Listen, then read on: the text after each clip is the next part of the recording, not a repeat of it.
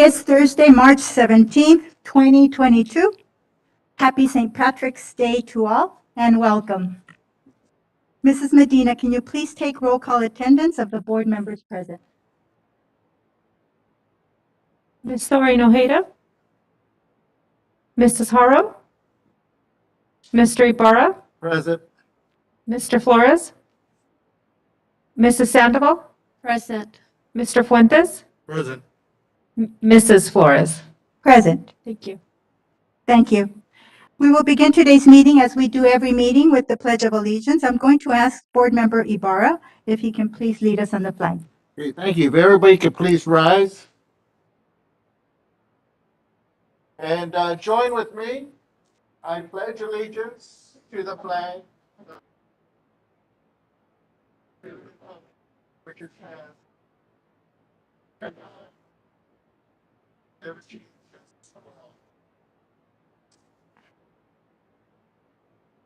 Thank you, Board Member Ibarra. I would like to announce that we have an interpreter, Cynthia Bueno. She is available for Spanish-speaking persons wanting assistance, if she can come up to the podium.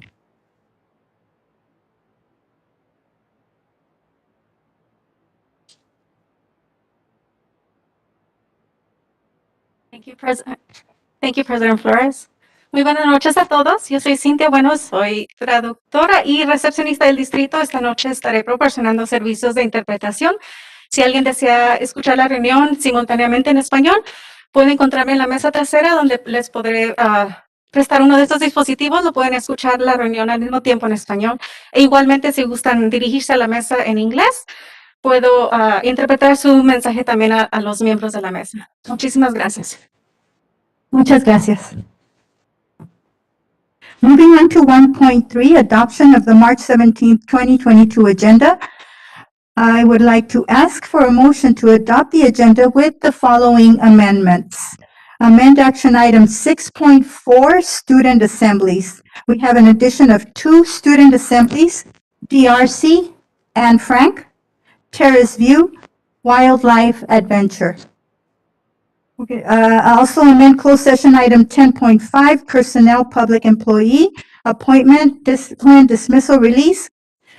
Addition of 1 certificated coach, baseball assistant for boys. Removal of 1 classified management, energy manager facilities.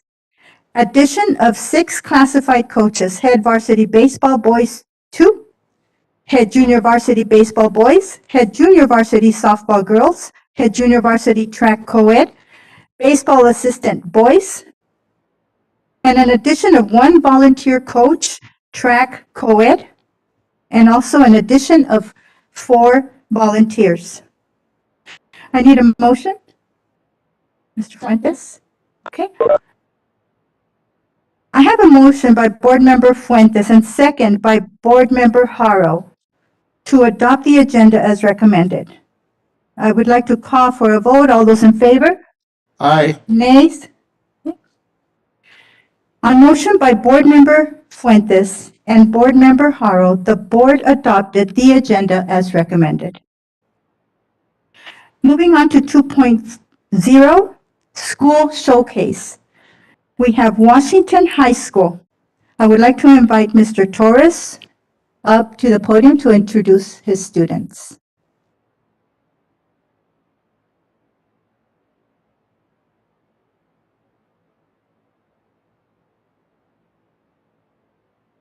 Good evening, Board President Flores, board members, Superintendent Dr. Miranda, and members of the audience. Washington High School would like to showcase our school tonight, and we have Jazz Benitez to do our presentation.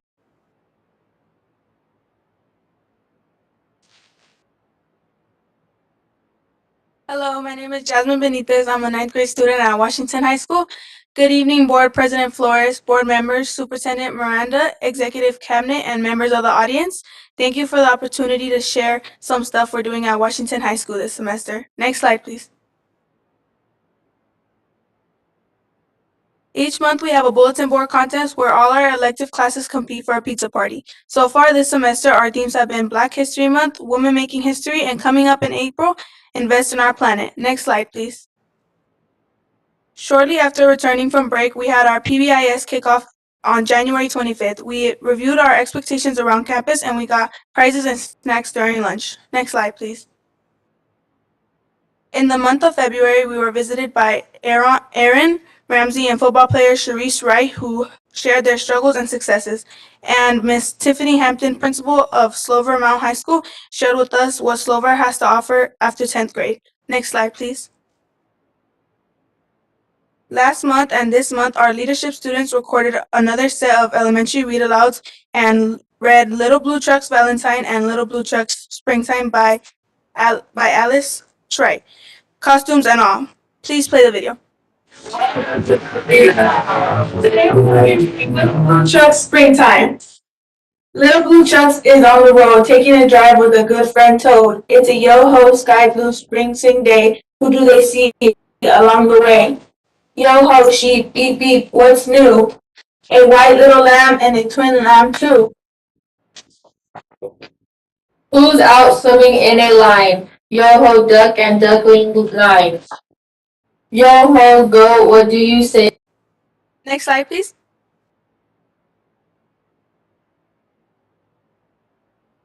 We held our annual Women's Celebration this past Monday, March 14th, with the guest speakers and letters from our loved ones and staff. Next slide, please. Every year, we love to show our neighbors from San Salvador Preschool. Each student received a new book before winter break, a Valentine last month, and we passed out St. Patrick's Day bracelets we made for them. Next slide, please. Thank you for letting us share this presentation. Do you have any questions?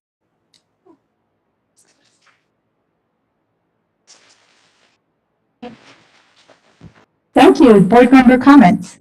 Have a comment. Board member Haro. I think that reading was wonderful. I love that idea. It was so great. And I'm sure that the elementary students that was shared with appreciated it too. I also think, I love the way that you were going back to San Salvador for the different holidays and, celebrating with these kids and giving them, the little things you were doing for them.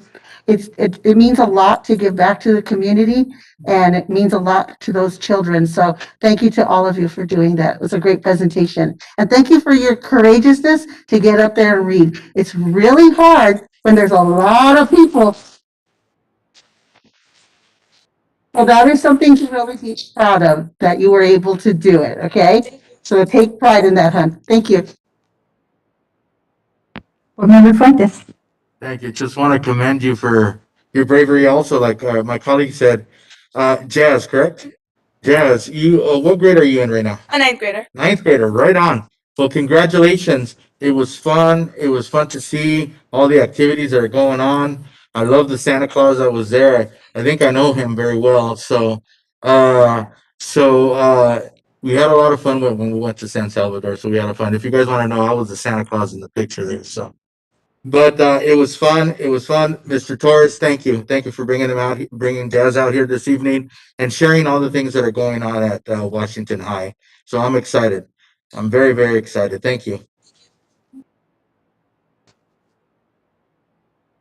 I also want to thank our leadership teachers, Ms. Waller and Ms. Guillen, who work with our students every day.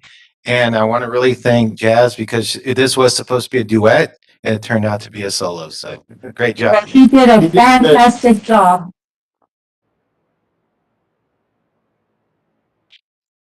And Jazz, I don't think I could have done that in ninth grade when I was in ninth grade. So you did an amazing job. Moving on to 3.0, we have special presentations tonight. We're going to start by 3.1, employee recognition.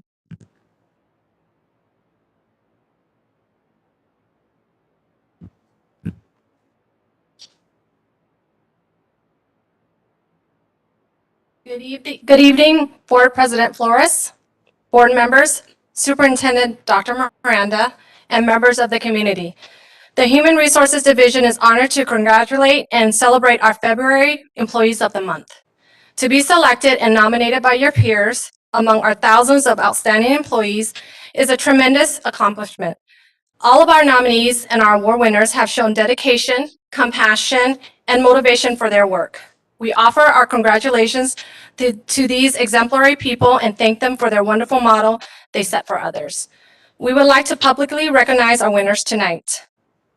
Our classified employee recognition recipient is Haley Johnson, School Office Assistant at Ruth O. Harris Middle School. Honoring her this evening is Dr. Cindy Aguilar Munoz, Principal.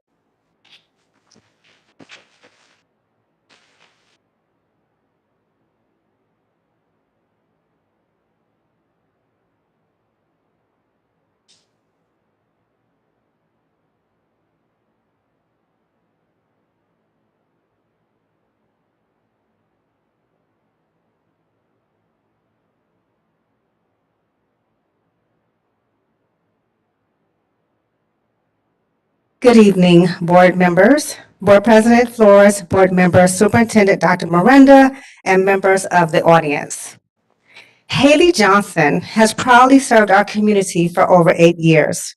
Her journey with Colton Joint Unified School District began well before that as a student of Ruth O. Harris Middle School and as a Bloomington High School graduate. Haley has always shined in her level of dedication and the love she has for our Bulldog students and family. Her knowledge, skills, and positive disposition has been instrumental in helping us as a school get through some challenging times, especially transitioning from distance learning to in-person instruction. Haley Johnson is an incredibly caring person whose strength encompasses her passion for attending to our most at-promise students and caring for them daily. She has patience for our teams and patience for our preteens. She always strives to understand them even when they make no sense at all. I would venture to say that she knows the vast majority of our students by name. Building relationships with students and parents is one of her greatest assets. They respond to her amicable demeanor, and oftentimes request for her assistance specifically. When you walk into our school office, you are sure to be greeted by Haley's smile. Haley carries a lot of responsibility in our office, and she does so by choice. She has actually become the queen of other duties as assigned. Haley does not have to be asked to take on new projects or duties. She volunteers. And when an office staff is out, Haley challenges herself to see how she can help support their role in their absence. Her desire to learn new aspects of other office positions and her willingness to help us is very motivational. Haley is widely respected on our campus, especially by our students and families. She accepts people as they are, and in return, she receives their respect. She is non-judgmental and regards each person as an individual. With an encouraging word and heartfelt smile, she always allows others to be who they are. I must also mention Haley's love for singing, which I do believe really flourished in her choir class during her middle school years at Ruth O. Harris Middle School. Throughout the day, Haley can be heard singing beautiful melodies while focusing on completing tasks or inputting data. In particularly, Whitney Houston's song, I Will Always Love You, has Haley's name written all over it. Ms. Johnson has grown as an individual and an employee at our school site. This is evident in her work ethic, her positive attitude, and tenacity in learning to become fluent in Spanish so she can reach more families and students. It is for these qualities I mentioned, and many more, that I have the great pleasure of presenting Ms. Haley Johnson as CJUSD's Classified Employee of the Month for the month of February.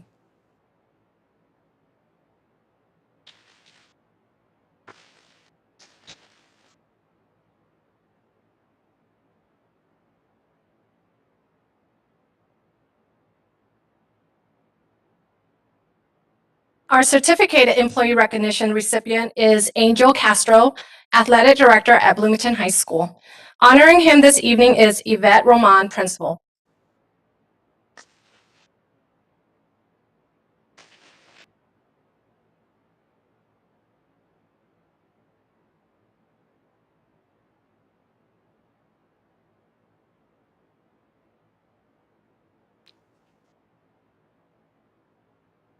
Good evening, Board President Flores, members of the board, Assistant Superintendent Dr. Miranda, and members of the public. I am honored to recognize and introduce our athletic director, Angel Castro. Angel is hardworking and dedicated employee who exemplifies the CJUSD phrase, CJUSD cares. He is an integral member of our Broom family. Mr. Castro serves on a number of committees and is actively engaged in the culture of the school site and the district. He supports his fellow educators by serving on the ACE as an ACE representative and shares information with his colleagues as needed. He serves on the leadership team at BHS and works together with all stakeholders to ensure athletic facilities are available for use and are not overbooked. He considers the needs of many students and their groups when scheduling, including but not limited to PE, ASB, link crew, clubs, and band. Some of his colleagues had this to say about him. Angel Castro has been giving back to Broome Country and CJUSD in many ways. He began as a sub and coach and now contributes even more as a BHS athletic director. He puts in late hours and long days, even during vacation time, so our sports teams can participate, compete, and attend tournaments. I appreciate him being a leader on our campus, and I enjoy working with him. Another staff member stated, Angel seems very dedicated and focused on serving our students. He mentioned in a meeting the other day that he always wants and works for what's best for our students. He said that our school is one of the only schools to have the scoreboard for our girls' soccer, but he always makes sure that they have the scoreboard on and working, even if he has to run it himself, because he thinks that that is what our girls deserve. Angel continually seeks to improve the athletics programs at BHS. He diligently seeks to hire quality coaches that possess an educational philosophy that hold academics as the priority and athletics as a privilege that must be earned. He supports coaches in their decisions and makes their individual programs better and student-centered. He is fiscally responsible and makes decisions based on students and site needs. He continually evaluates programs and communicates regularly with administration to discuss next steps and the visions for athletics.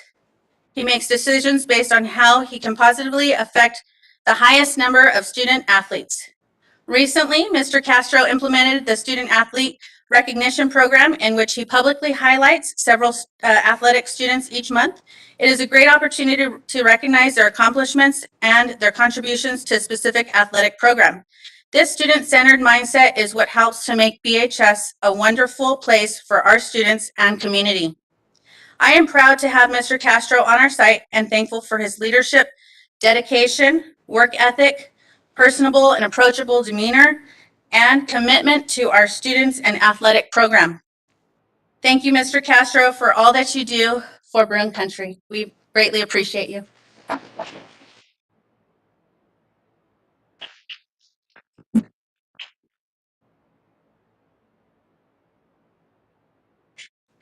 We offer our heartfelt congratulations to tonight's winners, and we encourage our Colton staff to continue to acknowledge and nominate more of our outstanding employees. Thank you and have a good evening.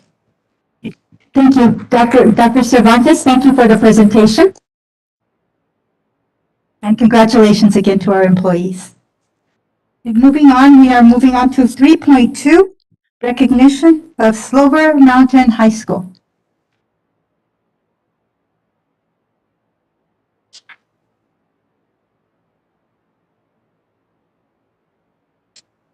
Good evening, everybody. I'm Dr. Miranda, Superintendent. Good evening to all. Everybody's here. It's great to see so many people this evening. I'll tell you, especially on a night that we have so many celebrations, so many great things that are happening.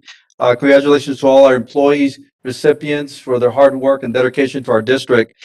We have amazing employees, so thank you. So tonight, I have the honor and privilege to recognize Slover Mountain High School. And I'll tell you, and our board president here, Ms. Flores, and the Board of Education is just, we're just thrilled with the recognition that Slover Mountain High School recently received as a model continuation school for 2022.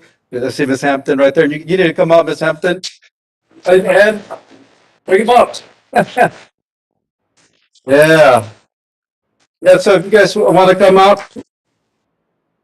As they come up, I'll tell you that this recognition it says a lot about the work that's being done with our most needy students. And it's amazing the academic work, and you see the team here led by Ms. Hampton, and all the academics, everything that the school has done to ensure that students have access to the coursework that are also graduating, ensuring that students are meeting the courses also to graduate. So another focus is really the social emotional health and well-being. We know that's more important today, I think, than ever. So they have a comprehensive program there. So this recognition here, and before we hand it over, is not easy. I mean, to be a model continuation school recognized by the California Department of Education takes a lot of work. And so this didn't happen overnight. They had to go through a very rigorous process to be recognized. And you also had to have a review panel and also what's called a peer review. So for them to be recognized says a lot about everything that's happening there. So the Board of Education, myself, wanted to recognize all of you. We have actually a couple of things. And on that Monday, when you recognize, we're over there too, celebrating and just hugging and you know everything. So this is a certificate of excellence by the Colton Board of Education that proudly recognizes Slover Mountain High School. So let me read what it says here, so you kind of get an idea. So in recognition of being chosen as a model continuation high school, we commend the administrators, teachers, and staff for your excellence in leadership and support in mentoring the students at Slover Mountain High School and for successfully preparing them for graduation and post-secondary opportunities. Presented March 17, 22, and signed by the Board of Education. So I hand this over to you, Ms. Hampton.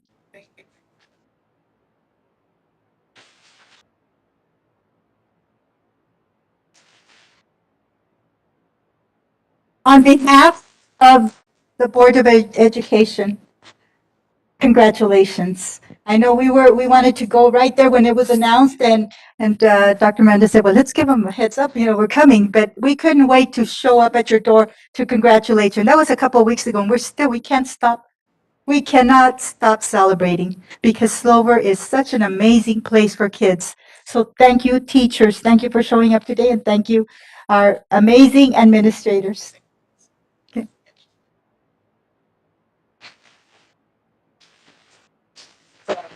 I don't want to get teary-eyed. I don't want to cry. They've seen me cry. Today's been an emotional day with students and everyone, but I have an amazing, amazing team. It's not me. It's not. My assistant principal is awesome too.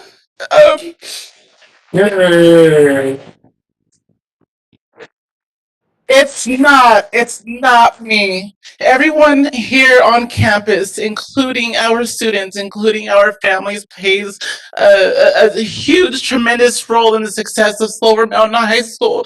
These are students who often feel like they've been neglected or they feel like they've had so many struggles that they're not able to overcome. And Slover Mountain High School is just that place where they are able to do so, whether that's the high five in the morning, the fist bump in the morning, the have a great day, the love and attention that they get from office staff, from the attendants, from the teachers, from their own peers. We saw amazing stuff go on today with peers giving each other hugs and crying and being emotional. And there are boys. They're not just our female students, they are our boys who really have an emotion and a love for one another. They created a family and a bond, and Slover Mountain High School is not the Slover of old. For everyone who may have a bad taste in their mouth or maybe about what continuation high school is, it's not for bad kids. Continuation high school is a place where students who need more get more, and they do. So I want to say thank you so very much to everyone on this team, everyone listening who couldn't be here tonight, because you are the heart. You are the foundation for Slover Mountain High School. It's not me. I have a wonderful team, and I have a great district who is here to support us, and I want to thank everyone so much for your support. Thank you. I love you all. Thank you.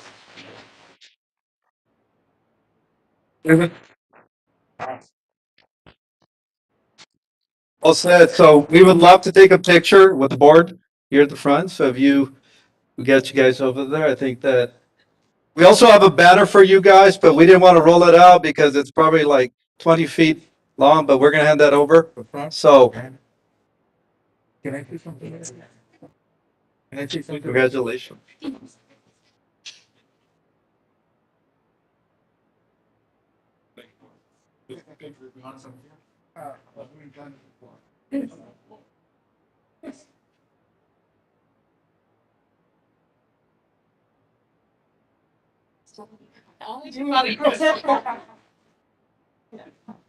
Muy chaparritos.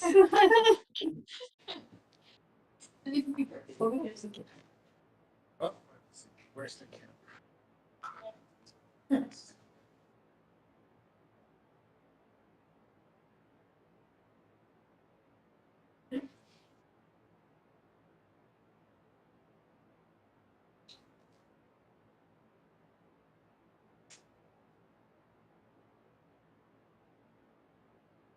All right, congratulations.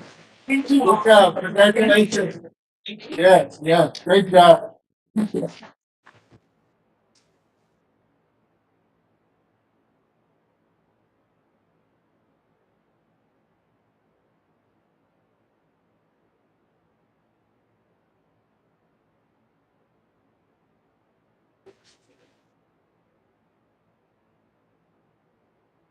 You sure want to see the banner.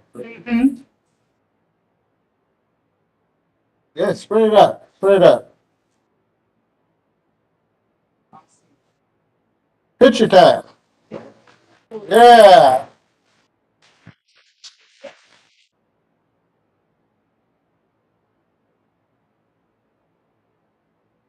Well, thank you. Thank you. Okay.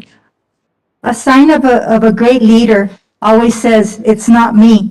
And that's exactly what came out of Ms. Hampton's words. She said, "It's not me." It is her. A big part of it, because of her leadership and her guidance, Slover is shining. Okay, moving on to 3.3.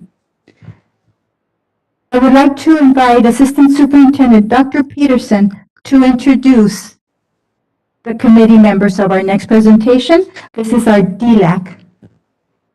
Thank you, Board President Flores. I would like to actually introduce our Language Support Services Director, Mr. Gil Diaz, to make those introductions. Thank you, Dr. Peterson. Good evening, Board President Flores, board members, Superintendent Miranda, and members of the audience. Our DLAC parents reviewed various data points and identified areas of growth as well as areas of opportunity. I have the distinct pleasure of introducing Mrs. Yanet Murillo and Mr. Steve Gomez, DLAC representatives. They will present to the board the committee's annual needs assessment. Maria Cristina will consecutively interpret for Ms. Murillo and Mr. Gomez.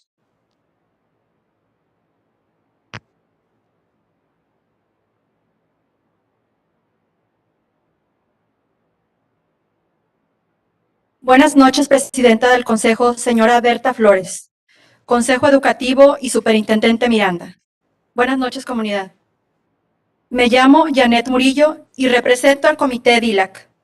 Año tras año, nuestro comité tiene la responsabilidad de venir ante ustedes para rendirles un reporte de las necesidades que percibimos los padres de familia de niños aprendices de inglés. Good evening, Board President Flores, Board of Education, and Superintendent Miranda. My name is Yanet Murillo, here in representation of the DLAC Committee. Year after year, our committee is responsible for sharing a report of the needs we perceive for English learners through our parent lens. Next slide, please. DILAC se reunió varias veces para preparar este reporte.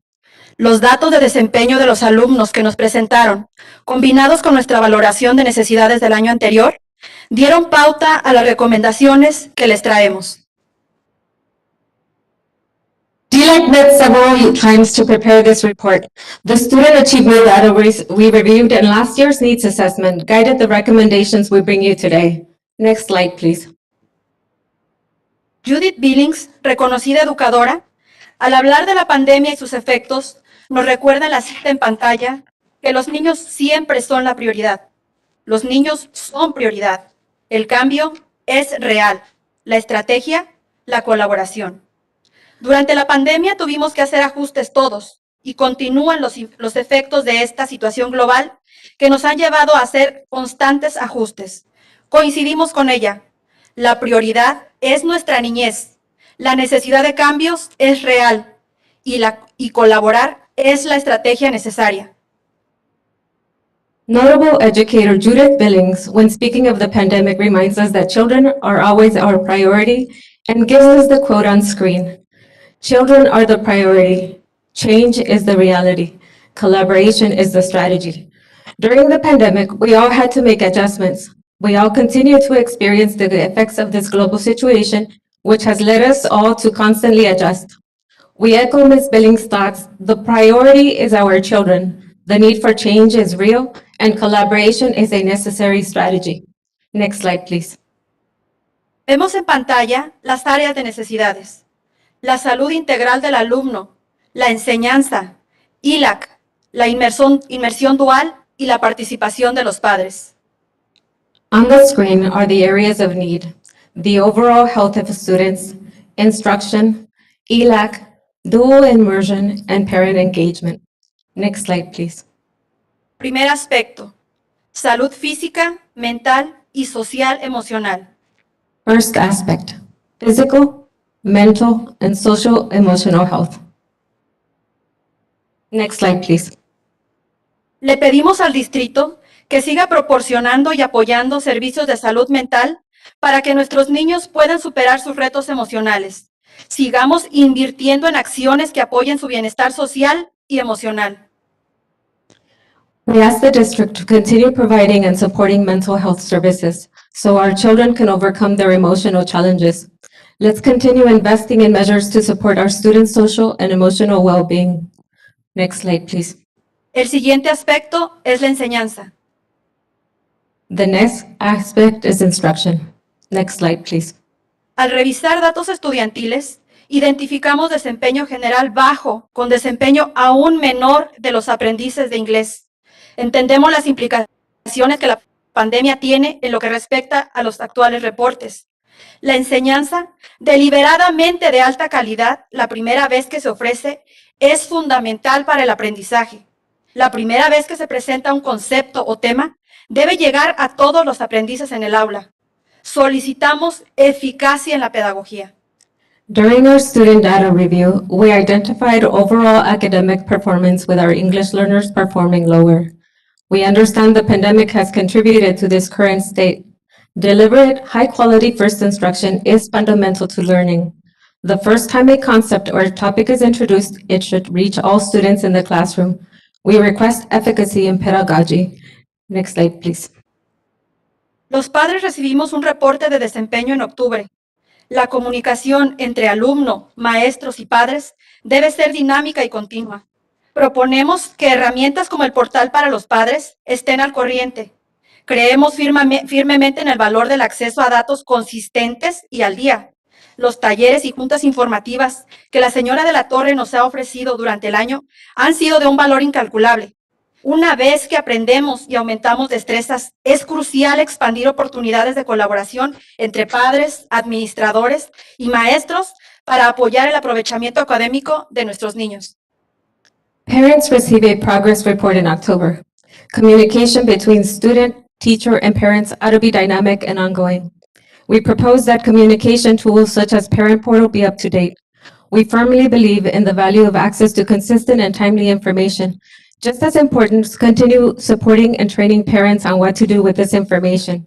The parent meetings and trainings that Mrs. De La Torre has provided to us throughout the year have been invaluable. Once we are empowered with knowledge and skills, it's crucial to expand opportunities of collaboration between parents, administrators, and teachers in support of our children's academic success. Next slide, please. Una necesidad seria es que las interacciones diarias entre maestros y alumnos tenga como resultado desarrollo de vocabulario académico. Al ver datos de aprovechamiento locales y estatales en lingüística y en matemáticas, nos damos cuenta de que estamos en un momento crucial de crecimiento. Nuestros niños deben tener acceso al lenguaje académico. Es esencial que los maestros integren vocabulario académico, ya que así, al tomar evaluaciones estatales, el vocabulario que vean les resultará familiar. Este nivel de desarrollo les servirá para expresarse con facilidad y precisión en su futuro. Vocabulary development as a result of the daily interactions between teachers and students is a great need. Reviewing local and state performance data in language and arts and mathematics, we are aware that we are in a crucial moment for growth. Our children need exposure to academic language. Integration of academic vocabulary in teachers' lessons is essential. When our children take state assessments, the language will be familiar. This level of development will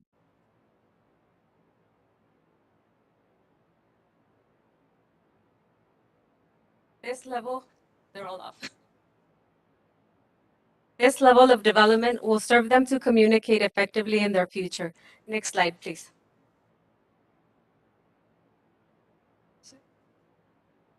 Entendemos que la tutoría es la oportunidad de los niños que van atrasados para regularizarse.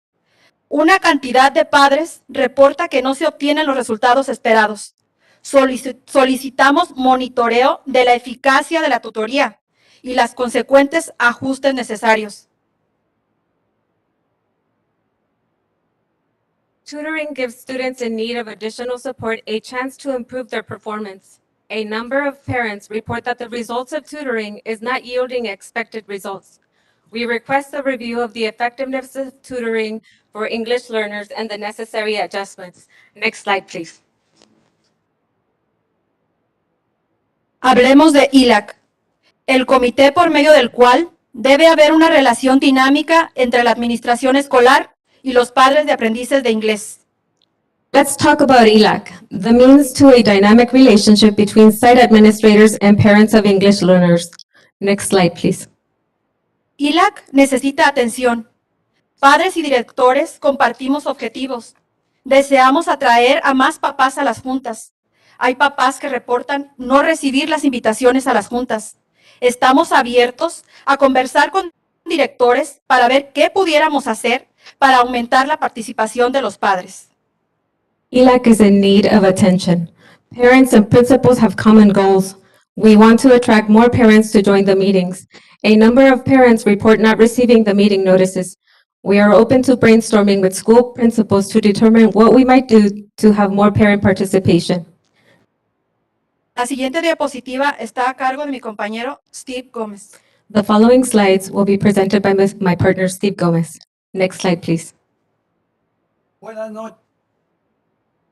noches, mi nombre es Steve Gómez y al igual que mi compañera Janet, representamos la voz de DILAC.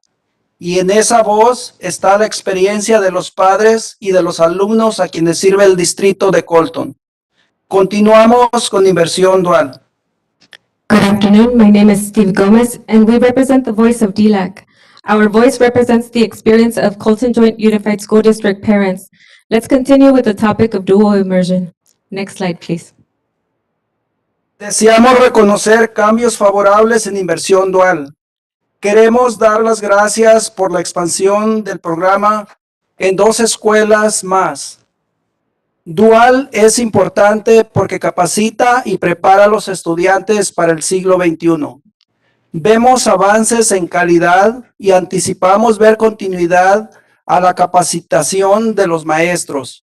Esperamos tener oportunidades adicionales de entendimiento, de desarrollo de nuestras propias destrezas para que los papás también contribuyamos al éxito de nuestros alumnos en Inversión Dual. We wish to acknowledge the enhancement of the dual immersion program. Thank you for supporting its expansion to the 2 additional sites. Dual is important. It gives participants the opportunity to develop 21st century skills. We acknowledge enhancement in the quality of dual and are excited to see continued professional development for teachers. For families, we look forward to additional opportunities to deepen our understanding and develop related skills to support the success of our dual immersion students.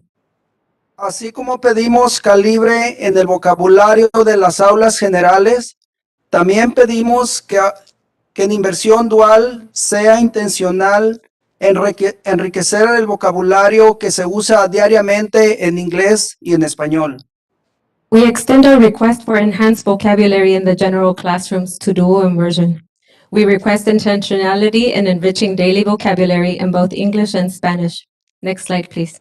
Continuar la expansión de inmersión dual significa que escuchamos la voz de la comunidad, la voz de la necesidad de esta sociedad global. Continuar su expansión abre la puerta para más niños tengan destrezas en 2 idiomas y con ello una mayor probabilidad de destacarse y ser relevantes. Hay padres en el distrito que quisieran tener a sus hijos en inmersión dual, pero hay lista de espera en dual y también el transporte limita la participación. Continuing the expansion of dual immersion signals receptivity to the voice of our community, as well as the voice of need in today's global society. Continuing its expansion will open the door to biliteracy for more students, giving them opportunities to stand out and be relevant. There are parents in the district who would like to have their children in dual, but waiting lists and lack of transportation limit participation.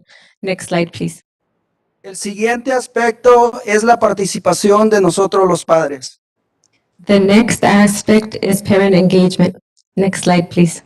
Seguimos insistiendo en tener un centro para papás, un espacio suficiente y dinámico con tecnología, servicio de guardería y otros recursos para que los padres reciban apoyo, orientación, oportunidades de aprendizaje y de colaboración. La comunicación es primordial.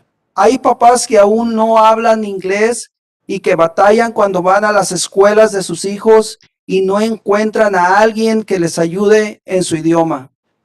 Creemos que en futuras contrataciones considerar candidatos que hablen inglés y español sería un plus para todos.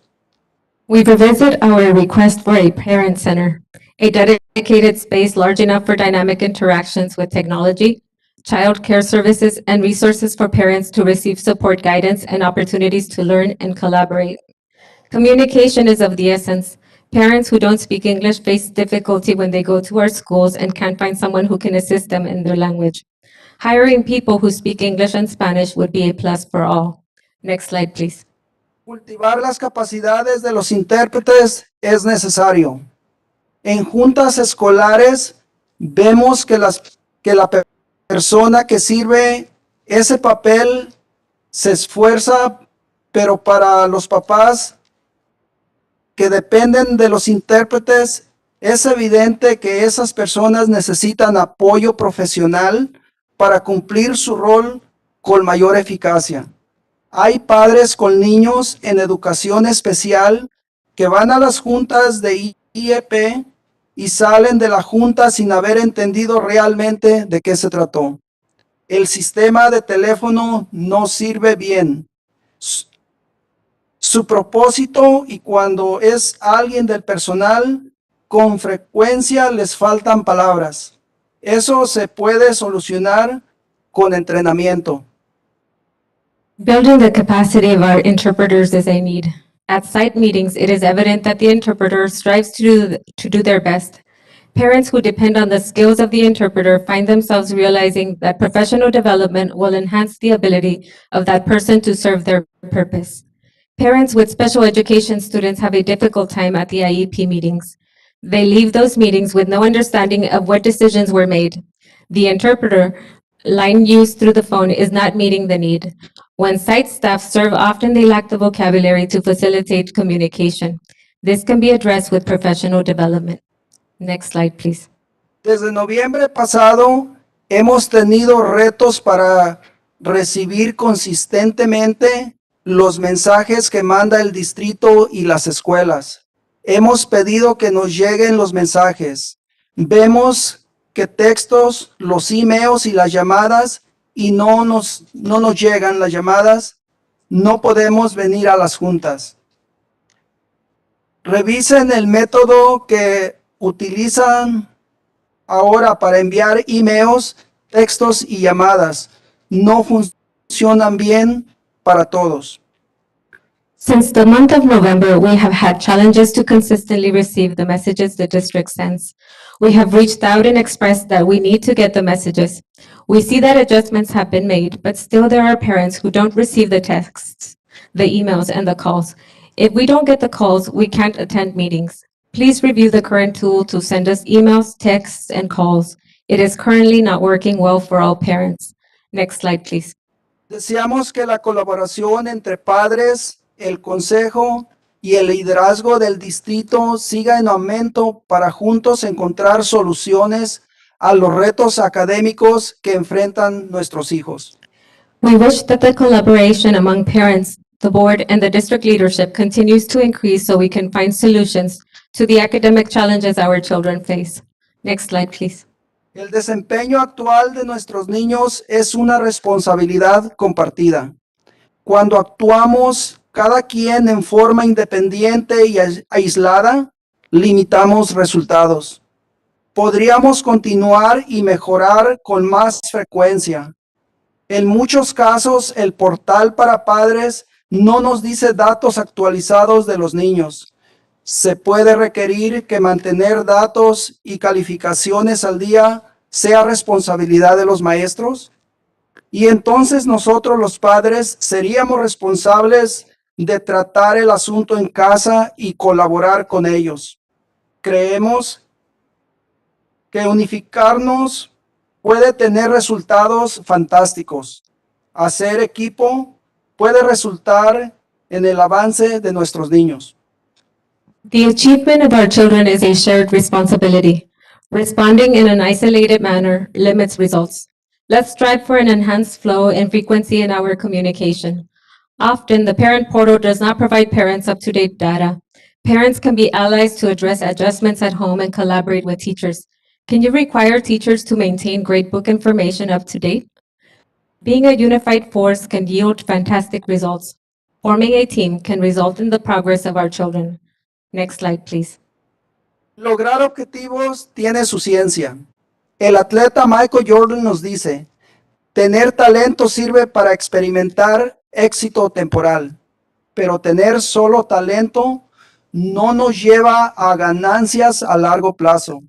Para eso es necesario hacer equipo y combinar inteligencias.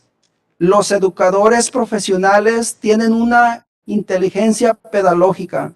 Los educadores permanentes de nuestros hijos, que somos nosotros, tenemos otra inteligencia.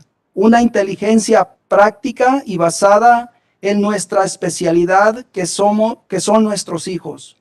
Unir su inteligencia y nuestra inteligencia puede lograr resultados extraordinarios, resultados que les den una oportunidad de éxito presente y de éxito futuro a nuestros hijos.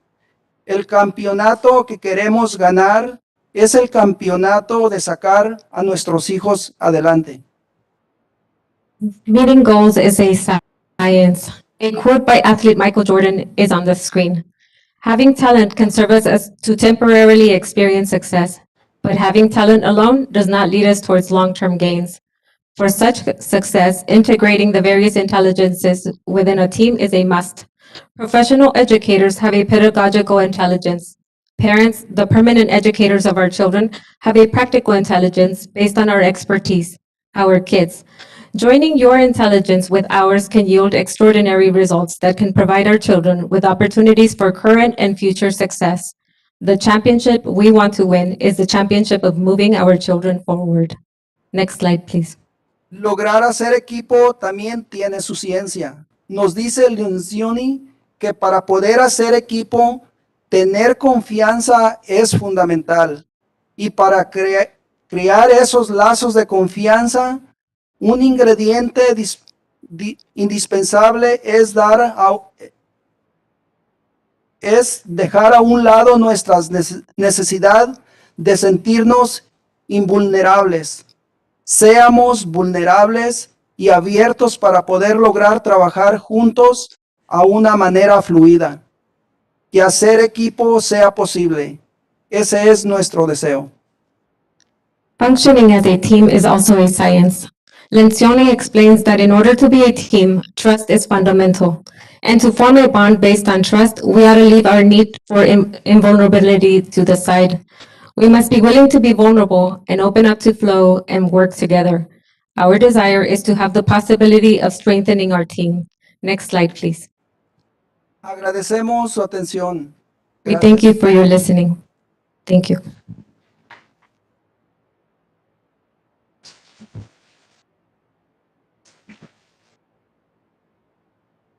Muchísimas gracias por esta presentación tan informativa. Preguntas de la mesa directiva. Do we have board members with comments or questions? Les damos gracias a la señora Murillo, al señor Gómez por traer esta tarde las necesidades. He estado en las juntas de DILAC, no todas, pero en algunas, y he escuchado durante esas juntas también las necesidades que se han traído a la mesa. Las áreas en que han puesto aquí son áreas que vamos a trabajar diligentemente como directiva y en tratar de como dicen, ponerlas al día. Tenemos áreas que estamos trabajando en ellas ya ahorita en este momento, como lo que es el Family Engagement, lo de la físico mental y todo eso estamos tratando. Vamos a trabajar más en lo que es el ILAC en las escuelas. Yo sé, he escuchado muchas veces que a veces los padres no llegan a las juntas o pues no pueden o no tienen los materiales técnicos. I'm going to bring to the table something here real quick, and I don't know how much this is going to cost, but a lot of our ELAC parents don't have the resources sometimes for a Chromebook. And I'm thinking that if we were to get maybe our DLAC parents or even our school site council parents or APAC parents that need a Chromebook, maybe have them check one out from the school, and just one per family, maybe as a tool, as a resource for them, so that there's better communication, maybe through having them have that resource of having the Chromebook with them. They can attend the ELAC meetings. They can attend a variety of things. A lot of times the cell phone's a great thing, but I think giving them the resource that they need would probably be something that might help the attendance with having the ELAC parents attend school site councils, APAC meetings, LPAC meetings, DPAC meetings. We have all these committees that are great. So I'm going to bring that to the table, and maybe we can talk about this more at another meeting, but I just wanted to bring that to the table. Dual immersion. We were recently at some schools at dual immersion, and it's a phenomenal program. Both my girls, I have one that graduated last year that was in dual immersion and did get the biliterate seal also.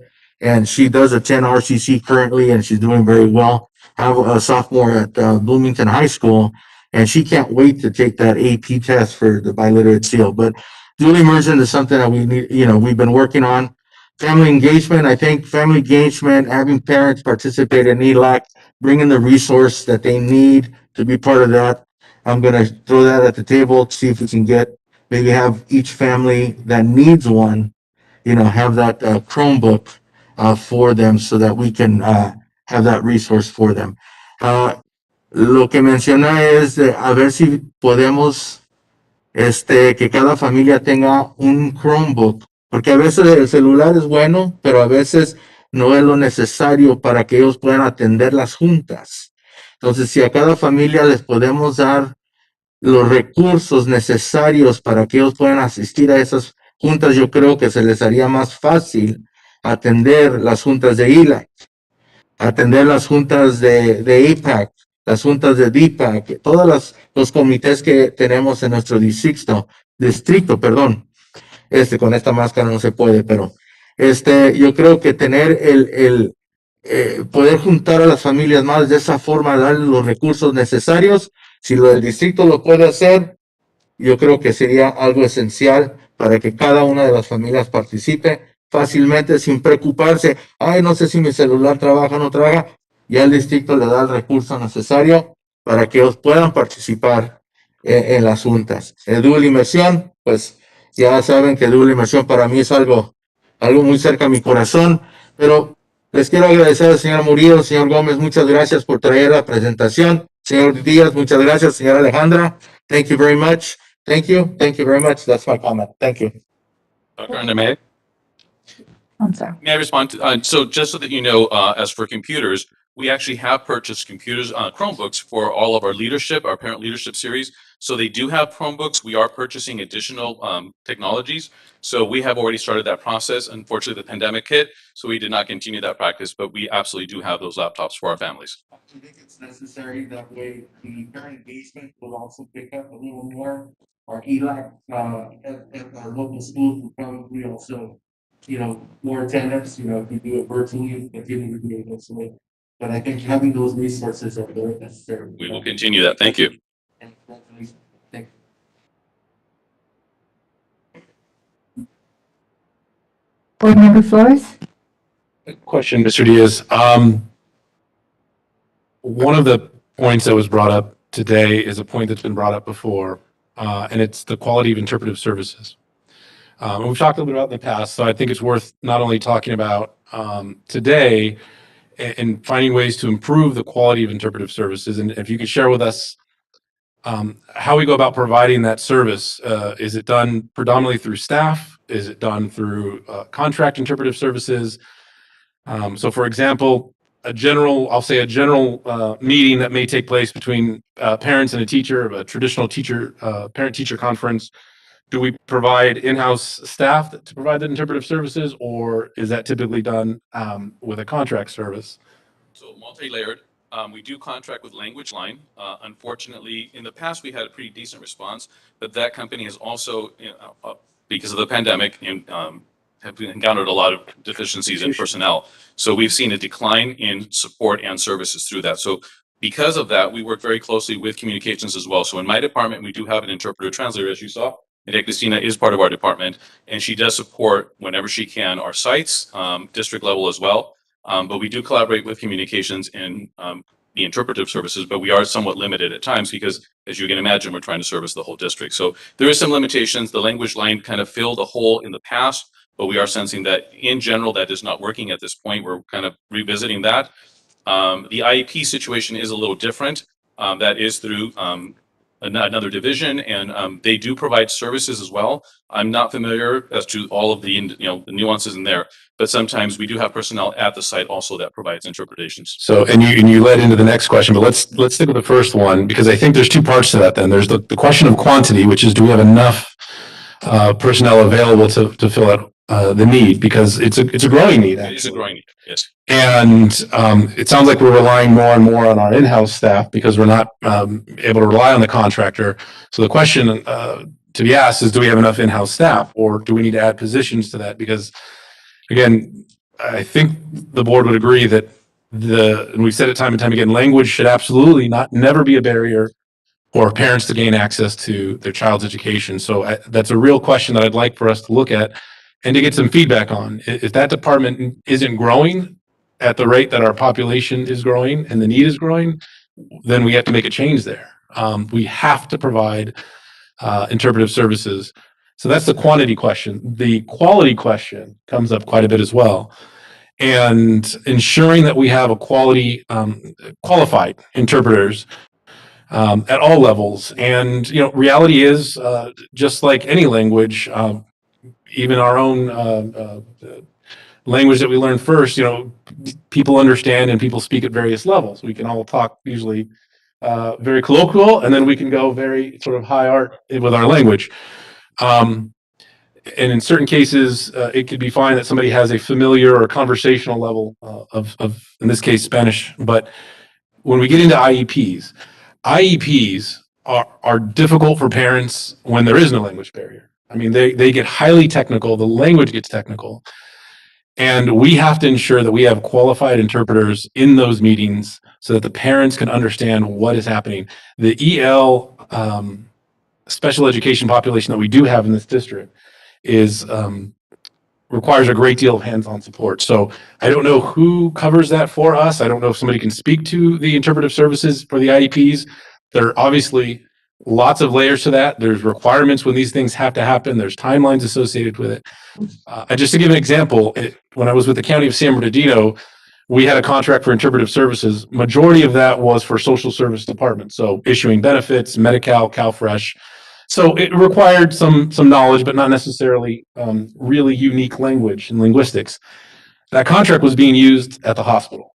And you can imagine when a doctor is trying to give a prognosis to somebody about cancer, where it gets highly technical, highly medical, that interpreter better have the knowledge to explain in great detail to the patient what is going on. Ultimately, we went with a different contract, paid substantially more money, but we had interpreters that had a higher level of certification in medical terminology. I think the same thing applies in concept here, that if we don't have interpreters that have the qualified language in those IEP meetings, that's a problem for me. Because these meetings can be incredibly technical and difficult, again, for parents when language isn't the challenge. So I'm not sure if we have somebody that can talk a little bit about that. Dr. Ortiz is gonna. Okay. Yeah, thank you, Mr. Flores. All good points. When you're interpreting for special ed, it's very technical terms, so training is required. We do have in our Division 3 translators and interpreters. And I do say translators and interpreters because they're also translating documents in addition to providing interpretation at IEP meetings. So one of the benefits of COVID, if there was any benefits, was the fact of conducting these meetings virtually. So it allows us to kind of cover more ground. But our ladies in the office also schedule IEP meetings, so trying to schedule around those 3 individuals. When you ask, is there always, there's always a need. So absolutely, we could look into that, but we do have 3. But in general, I mean, are there wonderful folks who are bilingual at the school site who can do the translation? Yeah, and sometimes that's helpful because trying to break down, if they're versed enough, it's easier to break down. I know myself, trying to break down technical terms or what is said in the IEP, saying it in very simple terms that's understandable. Sometimes not having that technical language is helpful too. So, but absolutely, it is a skill and it's a difficult skill and it does require some training for the special ed, but we do have 3 translators and we would be open to more. Okay. No, I appreciate that. And of course, I'll leave that to Dr. Miranda and his team to evaluate, but certainly we've heard from our parents very articulately that the need for not only having enough translators, but qualified translators, especially in those high-level meetings like IEP. So I would be curious to know if there is a need. I think this board would welcome providing the resources to support that need. So thank you. And if I may, I'd like to add, we actually have, and when we run these positions, we actually have quite a large pool that comes and applies, but unfortunately, they do not meet our expectations. So there's sometimes a lack of individuals out there that meet the qualities, because as you know, what we have internally has actually been high quality. And again, to communications and to our department, we try to select the best, and it's just really difficult to try to find additional personnel. Yeah, to fill those voids. And again, not to... One last point, because the question of recruiting, and we're all competing in trying to recruit bilingual educators, staff, and that's a limited pool. But we need to also look at growing our own. I would love to see incentive programs, probably things that would even be embedded into contracts for our staff, for both represented groups, that would incentivize folks to become fluent in Spanish or other languages, because we have a number of languages. But there's no reason that staff that already have a level of understanding that may need to improve that. But why, just as we would prepare them for promotion in other areas and provide training and education, we should be doing the same in language, because we don't always have to just go out and fight for the same pool of bilingual staff. We can grow our own and improve our own, and it would be a nice incentive to keep them here in the district too. Yeah. I was going to comment the same thing. If for example, my wife works for the county, and because she's a bilingual, she speaks Spanish and English, there's an incentive. So I think Jan is kind of hitting it. We do have staff in our school district that can meet the needs. All we got to do is clone Alejandra 10 times and we're good. No, I'm just kidding. We love her. She's a great everything, I think. So But I think what Dan was saying, I think is something that we should be looking at very closely to see how we can train them, get them certified. Because when I used to do translation work, I had to get certified, even though Spanish was my first language. I had to get certified. So I think Mr. Flores has a great idea there, and I think we need to look at it. I know the board members have another comment here. I'll just address that really quickly, that we do have incentives. We do offer stipends, additional. We keep adding to the stipends. In fact, because it's negotiated out and we continue to negotiate that, and we're working on that. And I'll just say from my experience as a bilingual principal, and I translated for our DLAC folks and our ELAC, it was extremely difficult. I wish I had a qualified translator at the site that would help me, because I would mess up a lot of words and I translate some of my own writing.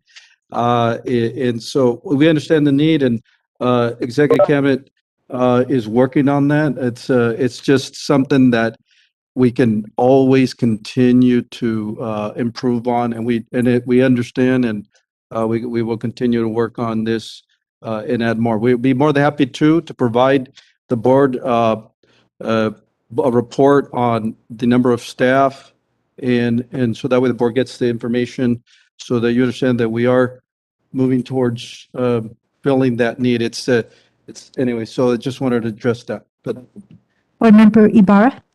Thank you. First of all, thank you for your report, muchas gracias. And along those same lines, what Dan brought up, I think it's imperative that we get the right people to do the translating because of the delicacy of IEPs, dealing with the state, dealing with all the individuals. If we don't get the right individuals, and I'm not talking layman's terms, I'm talking about someone that could take that information and deliver it so that the individual parent can understand what they're saying and what they're being told and what's happening. That's what we need. But in order for us to do that, we need to reach out and look for these individuals, see where they come from, identify the universities that teach them, and all the programs that are out there, and even reach out to some of the different districts. Since our superintendent sits in a superintendent symposium and with other district superintendents, he has the avenue to find out what are the other districts doing. We need to get out there and see what resources are available to us and bring those in. So what Dan mentioned, I think it's very important. Been here long enough to see how getting the wrong information can cause this district problems.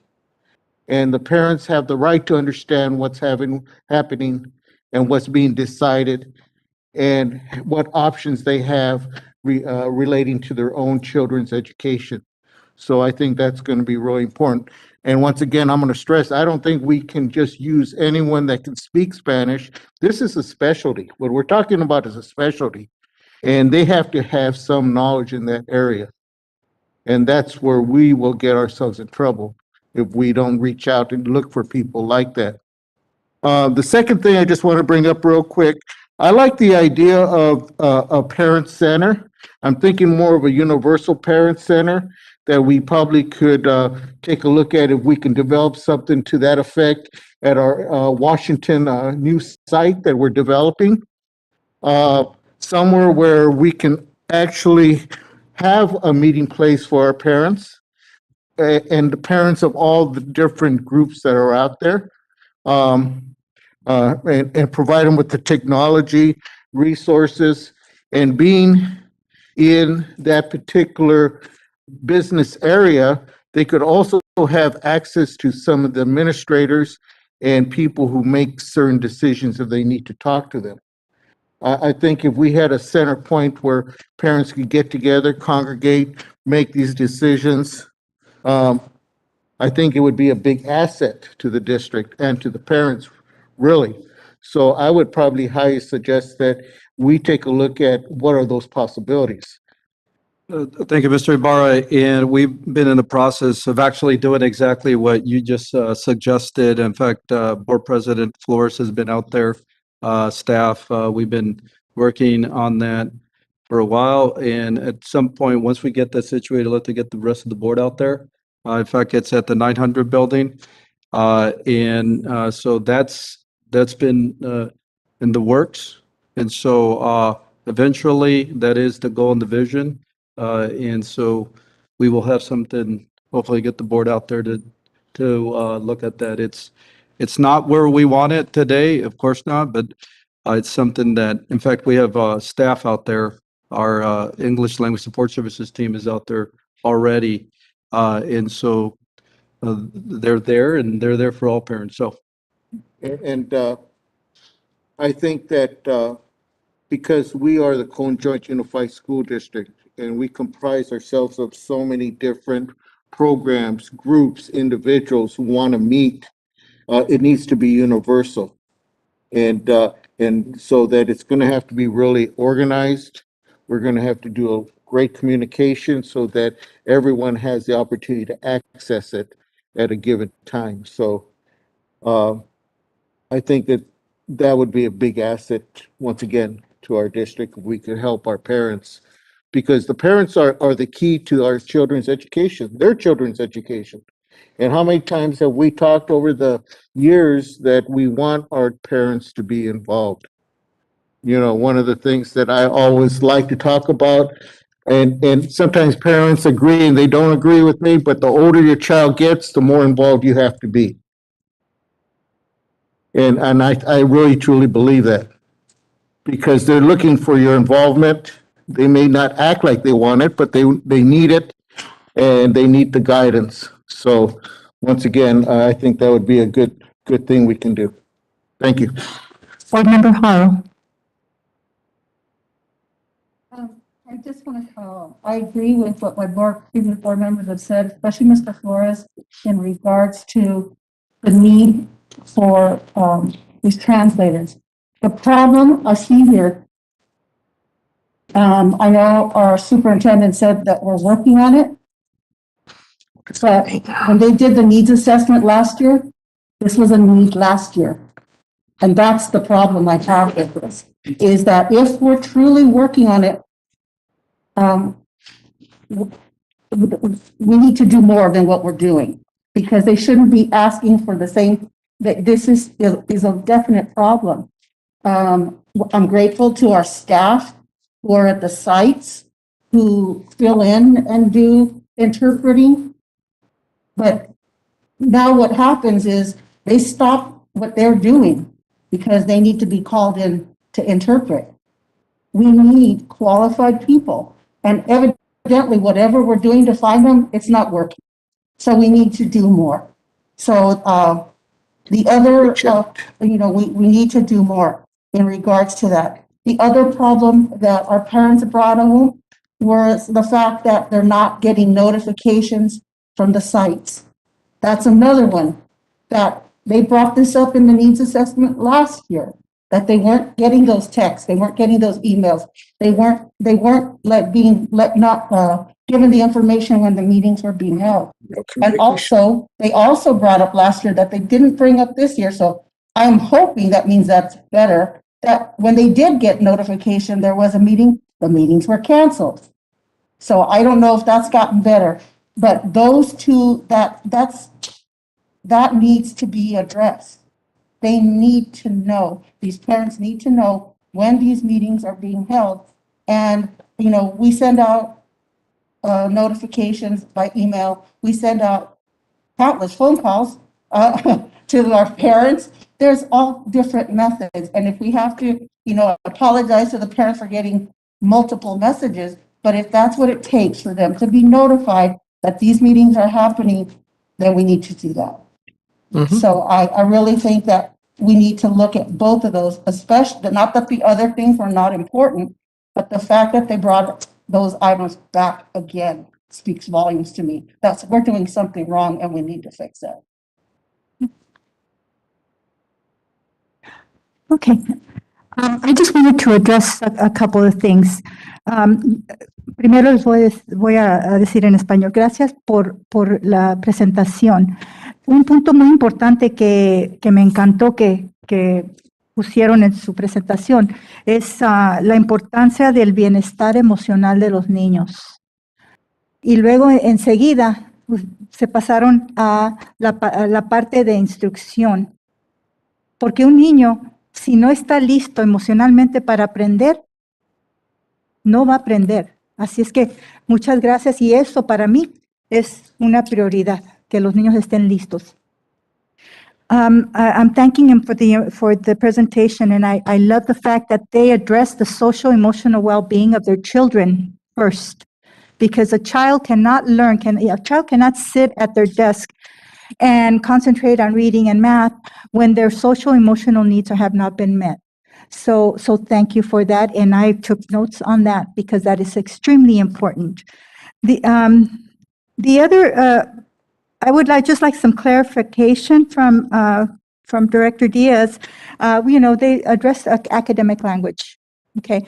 And I understand what academic language is and the importance that it is, but just can you give an example or a definition of what is academic language and why it's important for the success of their children?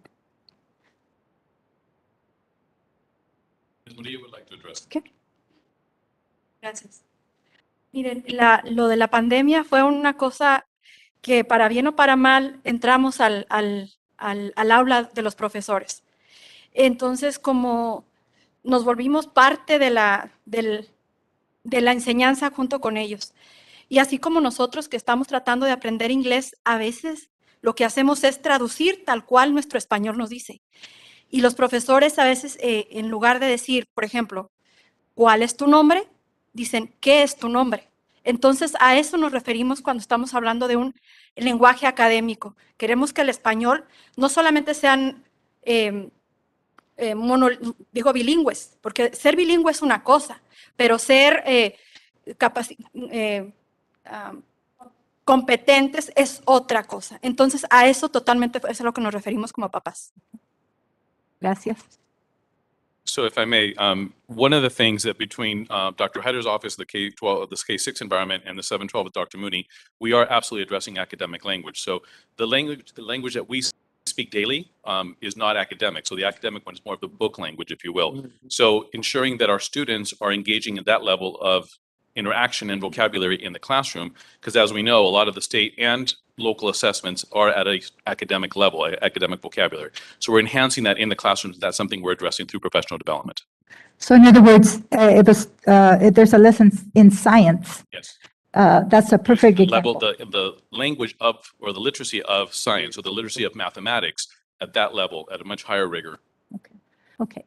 And my next comment is academic language is not going to improve until our teachers receive high quality and professional development, and I think that's probably the key. And I know you've provided a lot of professional development on that, but I would encourage that to continue. We're absolutely continuing that. Yes. And then my last comment is, necesitamos muchos libros en el salón. We need lots of reading books in the classroom. Our kids need to have a classroom library rich with different kinds of books. So I think what I would like to see is if staff can let us know what funding is being allocated so that every classroom, and not just, dual immersion, every classroom needs to be rich and full of books so that our kids can continue reading. So that's all I had. Eso es lo único que quería, los puntos que quería pasar con ustedes, y nomás quiero agradecerles muchísimo por la presentación. And before you go, I'm going to take this opportunity to make an announcement. Director Gil Diaz will be leaving us, and this is his last board meeting with us. And I just wanted to say thank you, Director Diaz, for everything you have done for our district and for our students and for our parents. You know, were with us, what, 7 years? 7 years? 6 years. 6 years. And you definitely are leaving a mark, and we're only going to get better with the foundation that you have built. And so I just want to thank you, and I wish you the best. Thank you. Bolton will be a very special place. And oh, by the way, he's leaving because he got a big promotion. So congratulations. Okay. Thank you.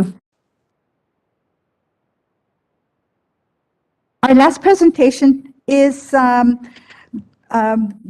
being presented by Assistant Superintendent Dr. Ortiz, and he is going to update us on the COVID-19 guidelines.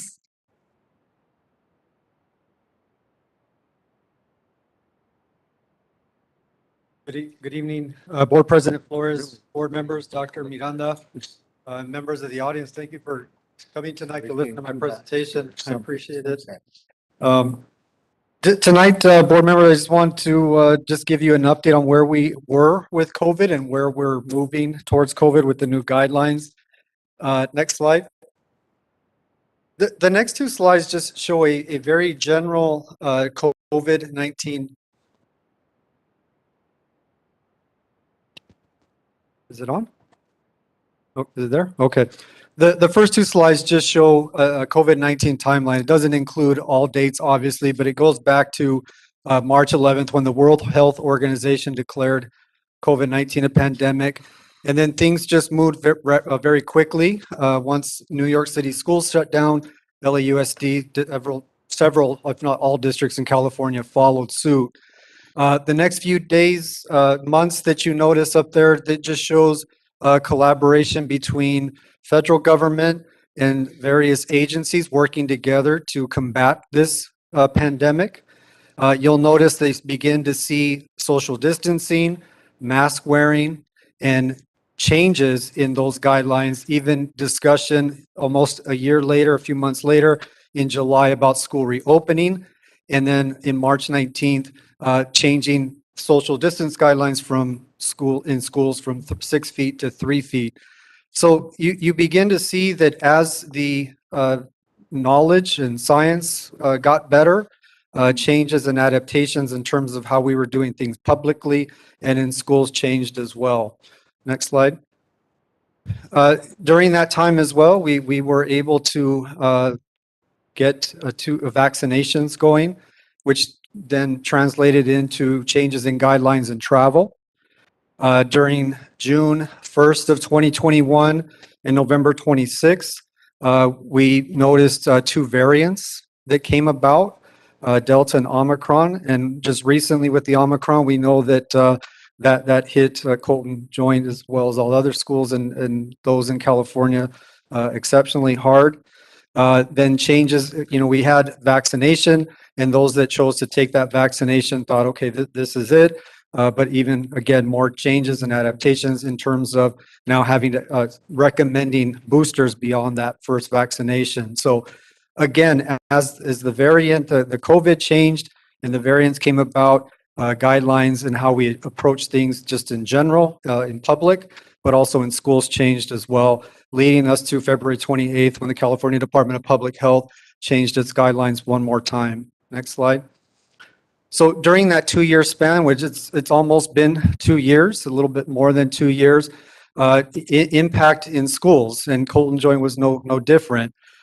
Immediate school closures, like I said, we shifted from to working from home, distance learning, which included a whole bunch of work on terms of staff and school sites, an increased need for technology, learning new technology and apps like WebEx, Zoom, learning to conduct our job, even those in the office, from home, development of independent study, new mandates for masking, distancing, sanitizing, PPE was required. And then we had to deal amongst all that with different variants, which caused more challenges. And then again, it just caused for shifts in our CDPH guidance. What's missing from all that, but the underlying issue is leadership. And it took leadership from staff, from our parents, from our Board of Education to manage all these changes, manage the pandemic, And during that time, we appreciate your guidance. It's difficult in those challenging times to enforce guidelines and policies and rules that aren't yours. And it's hard to take that criticism at times, but you stood firm and with the focus of student and staff safety at the forefront. So we do appreciate your guidance and leadership. Next slide. So the latest guidelines as far as masking and distancing, as you know, beginning March 12th, it was strongly recommended. But the California Department of Public Health also enforced that idea of equity, meaning if I chose to wear my mask, they wanted to make sure that we as educators provided that safe space for students to be able to, and staff and parents to be able to wear that mask and be in a safe environment to make that decision. Physical distancing changed. CDPH recommends focusing on other mitigation strategies like mask wearing, staying home when sick. The only times in the guidance that you'll see physical distancing still kind of appear are in two situations. One, in the cafeteria, if students are eating inside, they do strongly recommend the 3 feet. But if they're outside, that recommendation goes away. And then also, and I'll talk about in the slides later, in music, students who participated in music. But masking is still encouraged, strongly recommended. They do state in there that it is the most inexpensive but safest way to stay healthy. Next slide. Recommendations for staying home when sick have not changed. Everyone should get tested. It's highly recommended that they get tested when there's symptoms associated with COVID-19 and not returning in person to, don't return to school until there's 24 hours of no fever without medication. Other symptoms are improving, a negative test or documentation of one of the following, that the person has a chronic condition, there's an alternative diagnosis besides COVID-19, or 10 days have passed. So that still remains in place. Next slide. Quarantine and isolation. One of the big changes in there is a notice that we are in a different place right now. The previous guidelines assumed that masking was still in place in schools, one, and that the COVID-19 had longer incubation periods. So when we had Omicron, what we learned was there was a shorter incubation period, meaning people were getting sicker faster. So those two changes with the virus resulted in these changes, which now a few board meetings ago, I talked about the group contact tracing. That is what the California Department of Public Health is promoting now, is trying to keep in-person instruction going and staff and students safe in that process. And they are supporting group contact tracing as part of that. Next slide. So in the sections with quarantine and isolation, there is that reminder to schools of continue to, if you haven't already, to implement the group tracing approach, which we are doing. But in addition, when there is a need to isolate, regardless of vaccination status, previous infection, or lack of symptoms, they do give guidance as far as staying home for 5 days. Isolating can end at day 5 if the person is not presenting any symptoms or they have a negative test.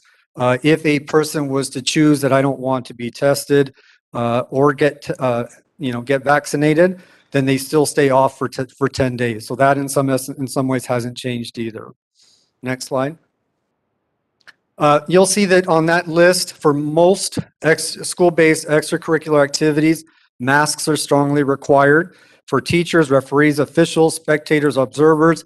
When participants aren't necessarily practicing or conditioning and competing, those on the sidelines in meetings, locker rooms, but even when students are participating or conditioning, performing, or exerting themselves, there is a strong recommendation to wear a mask when it's practical.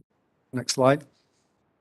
So here's the discussion of the distancing, which is few in the guidelines. Few notice individuals where instruments can't be used with a mask, such as the wind instruments. They do strongly recommend that we use the belt coverings, which I believe our students do have access to and have been using, and then maintaining that 3 feet of distance. If masks aren't worn due to that heavy exertion of using the various instruments, then screening is strongly recommended once weekly. And again, our parents, our students have access to COVID clinic in all the cottages if they so choose to do that. Next slide. Visitor recommendations, they are recommending limiting non-essential visitors, volunteers, and activities involving groups who come in who are not fully vaccinated. It doesn't limit access for our direct service providers, which would impact our special ed students. And then just continuing to emphasize to those who are visitors, including visitors, everyone, if you're feeling sick or having symptoms, to stay home when possible. And then our principals and staff were provided with a reference sheet of guidelines of what we're recommending as we move towards the end of the year with various end-of-year activities. Next slide. That's it. Any questions?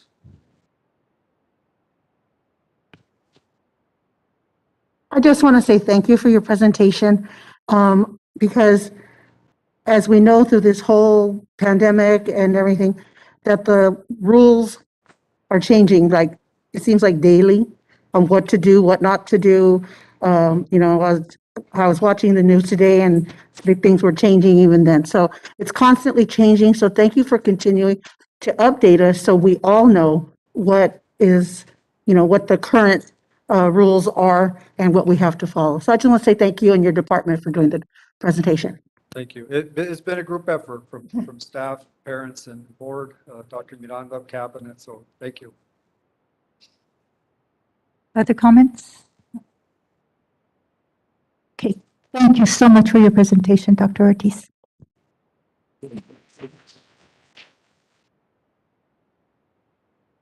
We are now moving on to public comment.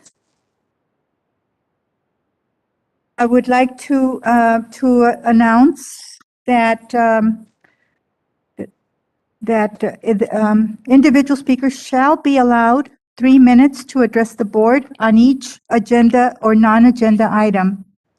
The board shall limit the total time for public input on each item to 15 minutes. With board consent, the president may increase or decrease the time allowed for public presentation, depending on the topic and the number of persons wishing to be heard. The president may take a poll of speakers for or against a particular issue and may ask that additional person speak only if they have something to ask. I ask that the appropriate public comment card be filled out. Each speaker, like I said, will be invited to the podium, and we ask that you begin by stating your name and your city of residence. With that, I would like to call up Kellyanne Miller.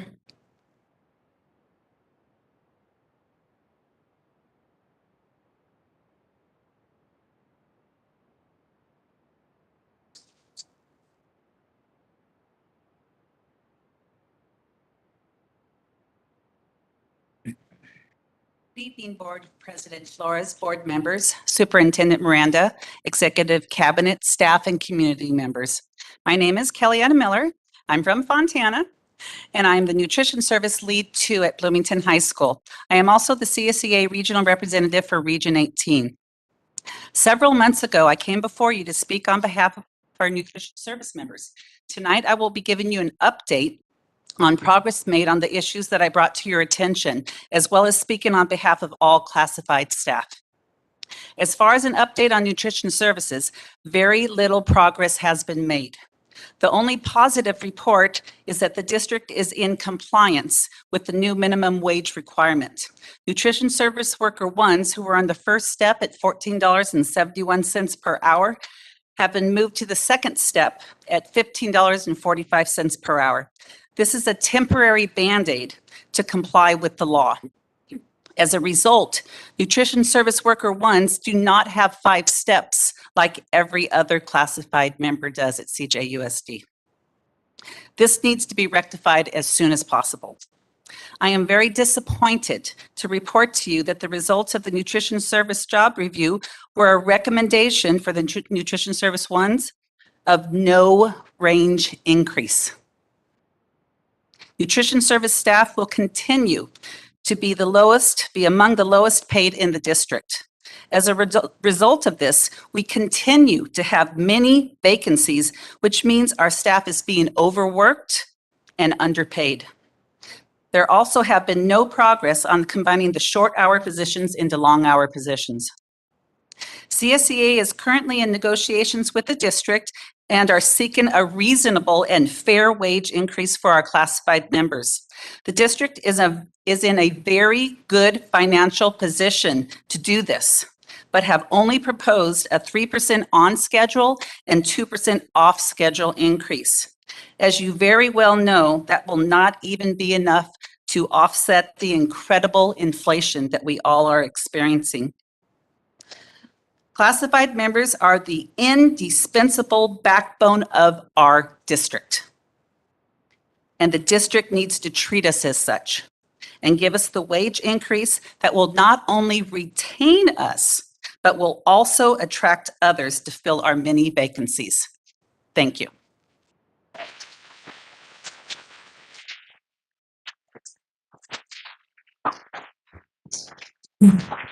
Andrew Phillips.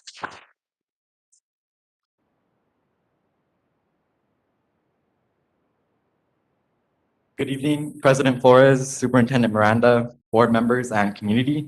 My name is Andrew Velos, ASB President of Bloomington High School. I come here accompanied by my Vice President and fellow ASB members and student leaders, representing all student leaders in the district who are calling for a change in protocol regarding indoor events. This year has obviously been no ordinary year, and just like that, our events have also not been ordinary.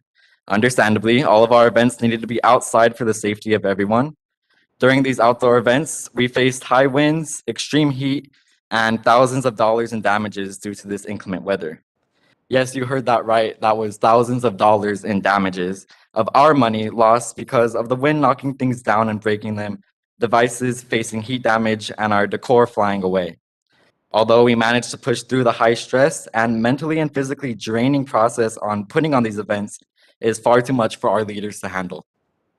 It has gotten to the point where finding the motivation to continue these events is extremely overwhelming for any human being, let alone a teenager who is trying to also juggle their classes, family lives, jobs, and working towards being productive members of society post-high school. As mandates are being lifted, we hope to see changes made very soon to indoor event guidelines. We are also seeing a significant downfall in the spirit of Bloomington High School. BHS ASB, we exist to create stories. We believe that stories are special moments and significant memories that impact people's lives.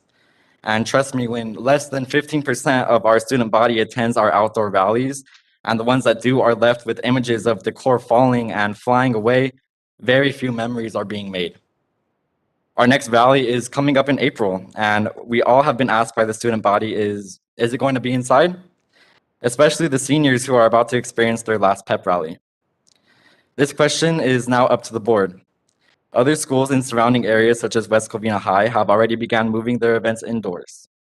If a decision has already been made and a memo is waiting to be put out, we request a reevaluation as the student services team and board has made their presence very limited at our events. How can a decision be made without firsthand experience from the deciding people? So to the board and student services team, our students are waiting on an answer. Will future guidelines allow us to have an indoor rally? Thank you. Thank you.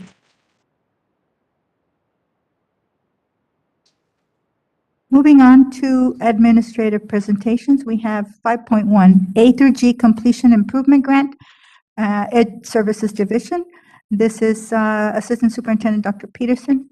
I'm going to ask her to introduce her staff. So I'd like to introduce Dr. Eric Mooney, Director of Secondary Ed, to provide tonight's presentation. Okay, good evening, Board President Flores, members of the Board of Education, District Superintendent Dr. Miranda, members of the Executive Cabinet, and members of the audience. Tonight, I will be sharing with you an overview of the A through G Completion Improvement Grant. Next slide, please. Before I talk about the purpose, I want to begin by first explaining what is A through G. The A through G, or college entrance requirements, are a sequence of high school courses that students must complete with a grade of C or better to be minimally eligible for admission to the University of California and California State University. A represents courses in history, social science, B, English, C, mathematics, D, laboratory science, E, languages other than English, F, visual and performing arts, and G, college preparatory electives. So this leads us to this slide that talks about its purpose of the grant, which is to increase the number of California high school pupils, and in particular to us, the number of Fulton Joint Unified School District high school students graduating meeting the A through G eligibility. These funds are targeted to serve students in grades 9-12 and the activities that will directly support access and successful completion of A through G courses. Next slide, please. As it relates to funding, allocations were based on an equal amount per unduplicated pupils enrolled in grades 9-12 as reported in CalPAS for the 2020-2021 fiscal year Fall 1 submission. Our allocated funds are available for expenditure and encumbrance through the 2025-26 school fiscal year. CJUSD total allocation is $2,228,824. The total allocation is broken down into two awards. The first, the A through G Access Grant, and the second is the A through G Learning Loss Mitigation Grant. Next slide, please. On this slide are some of the use of funds for the Access/Success Grant allocation. I'm not going to read them all to you because you can see them on the screen, but those are some of the use of funds. Next slide, please. And on this slide are some of the use of funds for the Learning Loss Mitigation Grant allocation. Again, I'll give some time for you to look at those three items. I won't read them all to you. Next slide, please. Through a series of meetings with a group that consisted of counselors, teachers, administrators, and district office staff, the following plan was developed and is being shared today as an informational item and will come back to the board at the next meeting as a recommendation for approval. Next slide, please. This is a continuation of the plan that highlights the Learning Loss Mitigation Grant.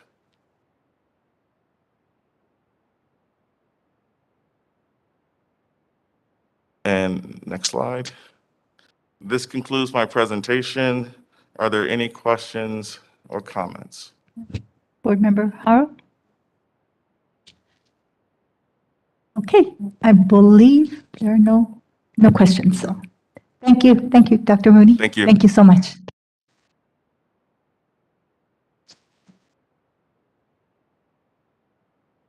Okay, the next administrative presentation is second interim presentation, Business Services Division, Interim Assistant Superintendent, Tina Dagnall, to present.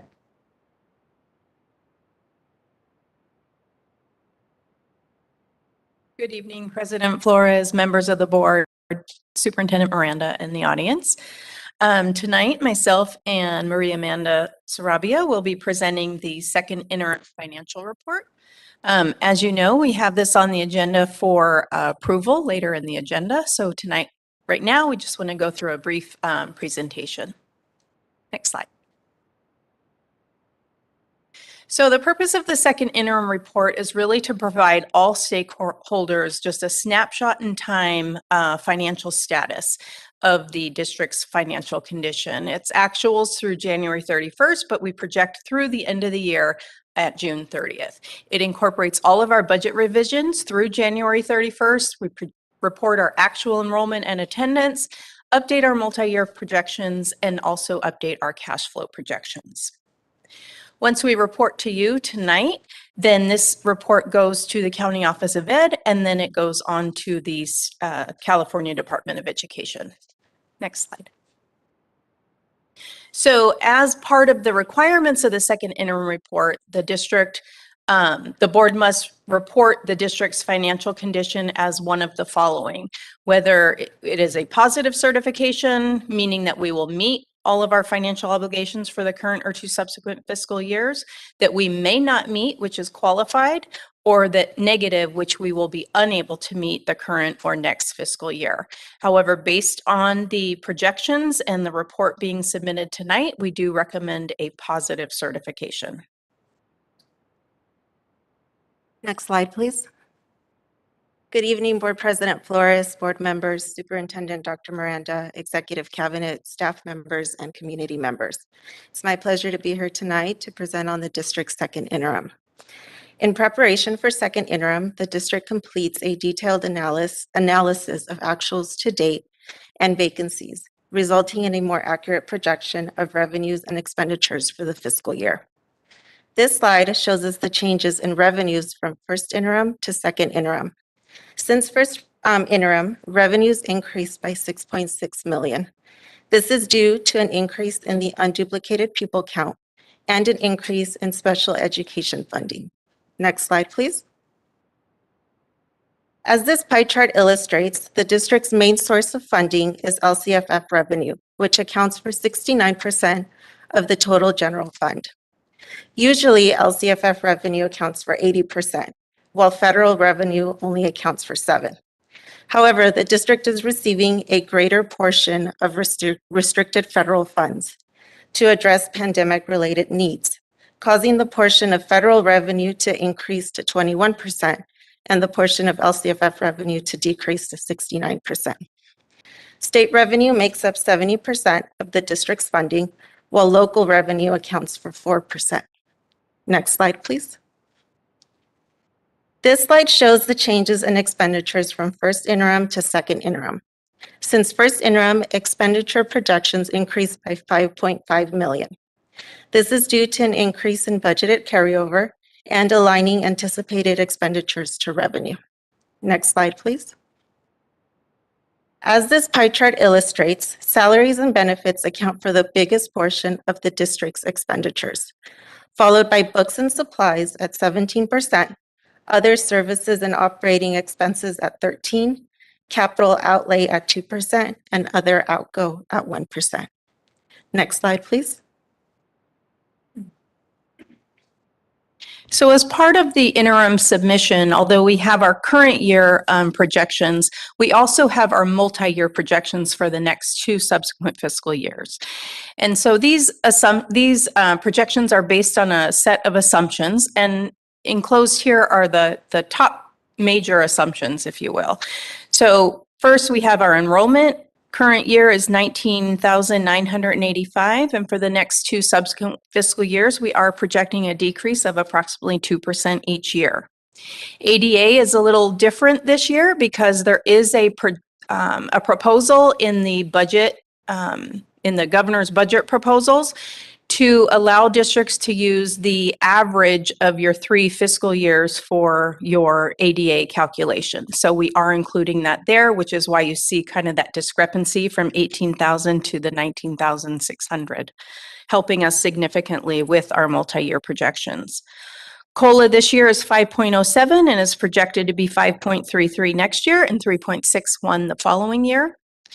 We have our unduplicated pupil rate this year at 77.15 and projecting 80% in the next 2 subsequent fiscal years.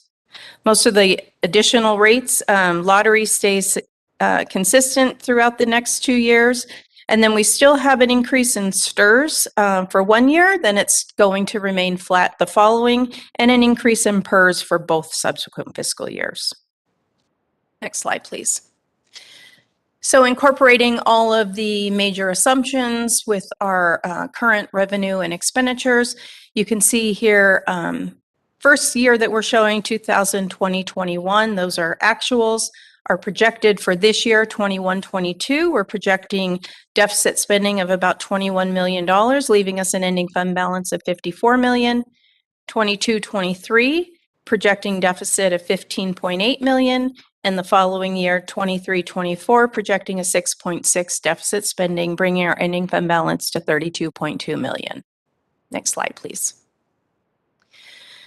So as we continue to work on the governor's budget proposals and incorporating that in our district budget for 22-23, we will have the May 20th will be the School Services Governor's May Revise Workshop. We will then come to you June 9th with a 22-23 LCAP and budget hearing.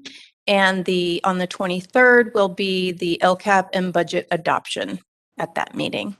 So it's kind of where we're at right now with going in. We're already into budget season, so we'll just continue that as we get more information, updating it as we go along. Next slide. So we want to wish you a happy St. Patrick's Day and then take any questions if you have any.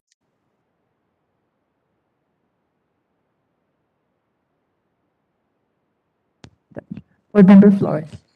I'll be brief, but thank you for the presentation. Appreciate it. A question and a comment. Just with respect to the funding, we've had such an infusion of one-time money coming into the district, predominantly restricted funds related to COVID. I mean, a substantial amount of funds. I think one of the challenges that I have, and others probably do as well, is when we look at the budget, it can skew things. There was a reference to decreased LCFF. But if I'm not mistaken, it's not so much that LCFF decreased, it's that everything else increased. And so it became a smaller slice of the pie, so to speak. But I think that's important to note because LCF is an important part of the ongoing funding that we rely on for our ongoing expenses, things like obviously salaries and services that are going to continue. In preparation for the upcoming budget hearing, I think it's critical that we find a way to delineate the one-time money from the ongoing revenues because it does get confusing. It can be skewed. Fund balances, you see these large dollar amounts. Not all of that money is going to be there. It's one-time money that has to be expended for restricted purposes. And it can skew what we have coming in ongoing revenue-wise. So I'm hoping for a positive May revise. All we're reading about is the state is in a very healthy position. I hope and anticipate the legislature and the governor will again make education a priority.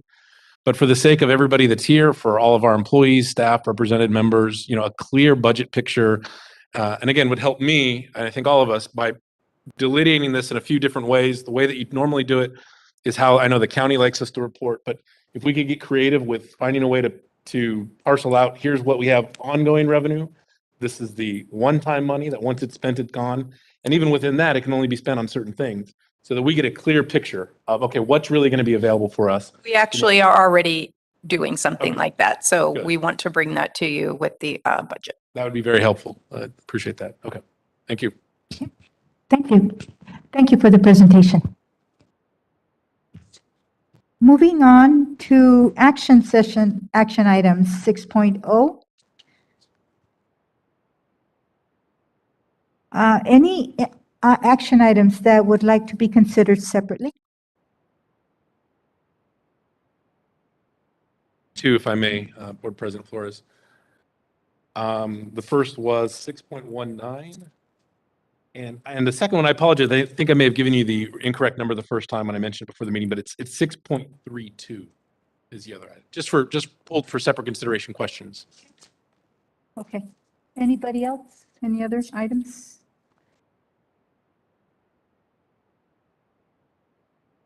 Okay.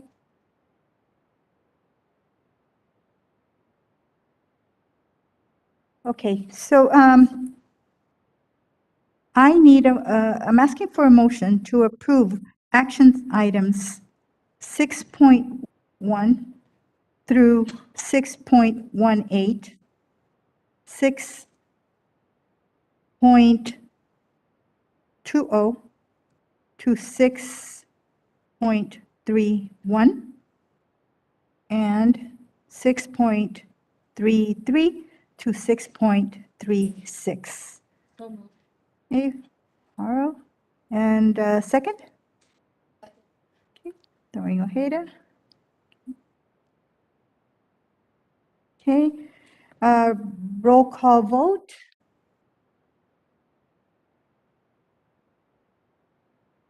Mr. Flores? Mrs. Sandoval? Yes. Mr. Ibarra? Yes. Mrs. Haro? Yes. Ms. Doreen Ojeda? Yes. Mrs. Flores? Yes. Thank you. On a motion by Board Member Haro and Board Member Doreen Ojeda, the board approved action items 6.1 through 6.18, 6.20 to 6.31, 6.33 to 6.36, as presented. Okay, now we're going to go back to 6.19. I'll move the item. Need a second? Or, okay, second by Haro? Thank you. Okay, Yep, if I may, just a question. This is a request to piggyback a bid, which we do often, and it's perfectly appropriate to do so. But my question on this particular bid for Arvin USD, Union School District, which I think is up in the Central Coast or Central Valley, it's from 2018. So have we done some research to determine that those prices, not that anything's gotten cheaper from then now, so it's probably pretty intuitive, but still, at this point, it's nearly 4 years old. So are we confident this bid is still, the bid pricing is still good? Yeah, we are definitely confident in that. We actually have used this bid before when we did the seat refurbishment at Bloomington High School. And so when we did that, we got multiple quotes and they were by far the lowest bidder. So in doing this with this new bid, it's not a new bid, but in using it for this new project, yeah, exactly what you said. Prices have not gone up. So given that we've got a line item on the bid for the refurbishment, using a highly reputable company for that rate, we're very competent and confident moving forward that we've got an awesome deal with them. So it's looking at the bid, it's pretty complex and thorough, which is good. So essentially, they're locked into those prices. So Locked in. we're getting 2018 prices in 2022. Exactly. Okay, that makes sense. It looked like that was the case, but I wanted to ask. All right. sounds good. Okay, that's good. Okay, on motion by Board Member Flores and Board Member Haro, the board approved action items, we need a roll call vote for this, for 6.19. Mr. Ibarra? Yes. Mrs. Haro? Yes. Mr. Flores? Yes. Ms. Doreen Ojeda? Yes. Mrs. Sandoval? Yes. Mrs. Flores? Yes. Item 6.32, need a motion? Okay, Board Member Flores. I need a second? Second. Okay, by Board Member Haro.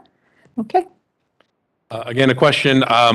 We've had this item before. My concern is, again, this almost seems like a race to the top, a bidding war, if you will, between districts in the area. We didn't used to have that, which was nice. All the districts sort of were collaborative. That's not the case. We know there's a strain for substitutes. My concern is throwing more money at the problem isn't always the solution, right? The law of diminishing returns. At some point, you can keep pumping money into it, but you may not be getting more people. We may just be getting the people that are here more money, which is okay. I don't mind rewarding substitutes, but our issue is having enough substitutes. So if you could share, Dr. Miranda and staff, where we are with this recruitment, the retention. If you could talk a little about the bonus for retention and this resident substitute rate, which is, I think we've had it in the past, but I think it's new this year that we're seeing. So if you could share a little bit on that, please. Before I have Mr. Dave respond, absolutely. I think during the shortage that we had staff because of the COVID, but we saw the districts raise their rates and remain competitively. And actually, we saw a decrease in subs over the last, like in December and January. So we've increased our rates again to stay within competitive for temporary only. I'll allow Mr. Day, he can add more to that in terms of, again, this is only a temporary fix to the end of the school year. We are looking at long-term strategic solutions to recruitment and things like that. So. Board Member Flores, you're absolutely right. We typically would collaborate and work together across the county. And unfortunately, some of our districts got desperate because they had a need. And so this is an attempt to bring us closer to that number. I have talked to a few substitutes who said, you know what, I'm driving out to San Bernardino, although I live within the community, to sub because it just makes dollars make sense right now for me and my family. And so this is an attempt, like Dr. Miranda stated, to temporarily, this ends June 30th.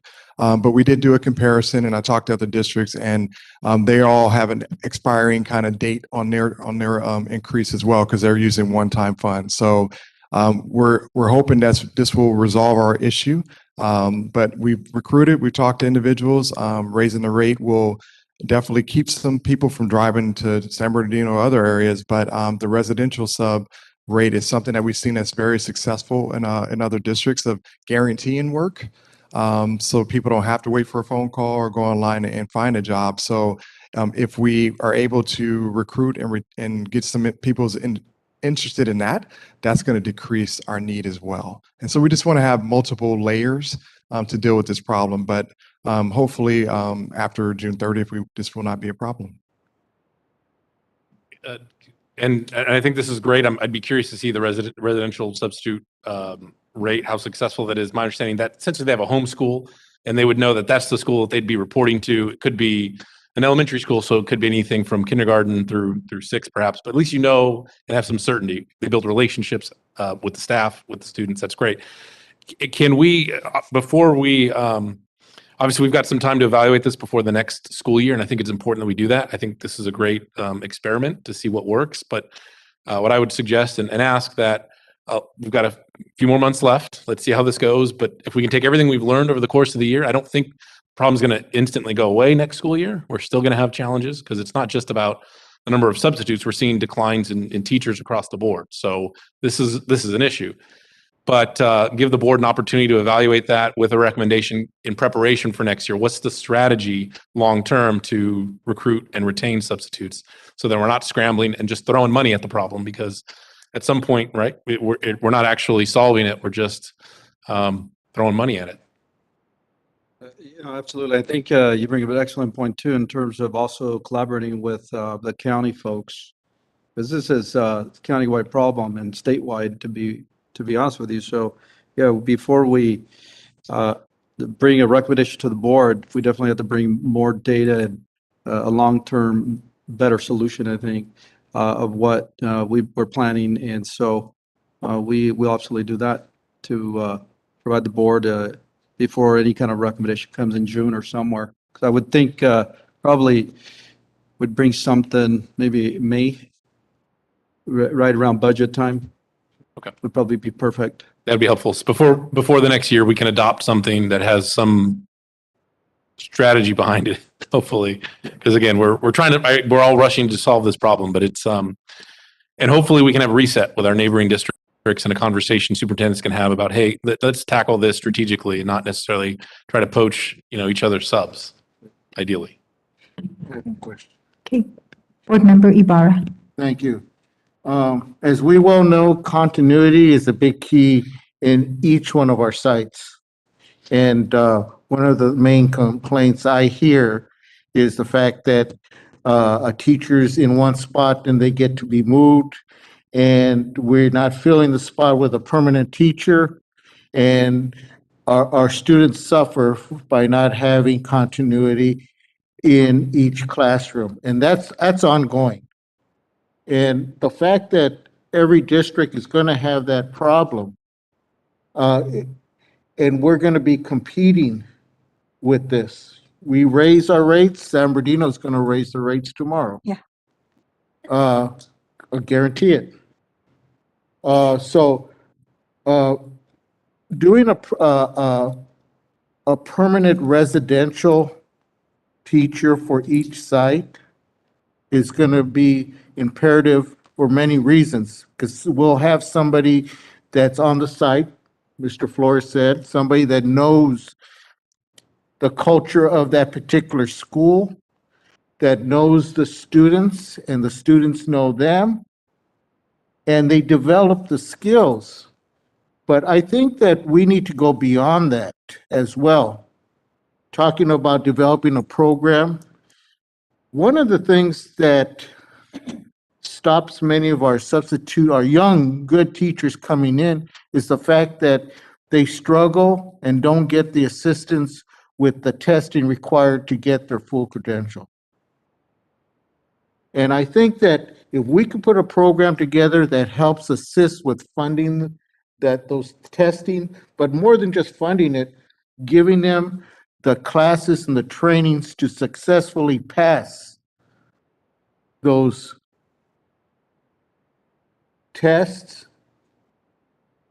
with the idea that if we do that, they're going to give us at least 5 years, we could start developing a strong teacher base, young core, because every June, we have a percentage of teachers that retire. They leave, they move. And we're going to continue to struggle to fill those positions, particularly in the sciences, in the math, and those are the vital areas. So when Mr. Flores talks about developing a program, we may, and using the monies, we should probably use the money to invest in these individual teachers to create a teacher base that will be loyal to our district because we helped them get their credential. And if we can do something like that, I think that we would attract more individuals to want to come here. So that's something to think about. I really think so. And I think we would be, as a district, better off if we went that route. Take a look at who can instruct them, provide training, make sure that they're able to pass, because some of these, tests are not easy. I go way back far enough that I didn't have to test. It came after. But for the ones that I've seen, a lot of people struggle. It's particularly good teachers that English is their second language. But we miss out on their ability to teach our students. And here we are talking with Mr. Diaz about having more teachers that might be bilingual.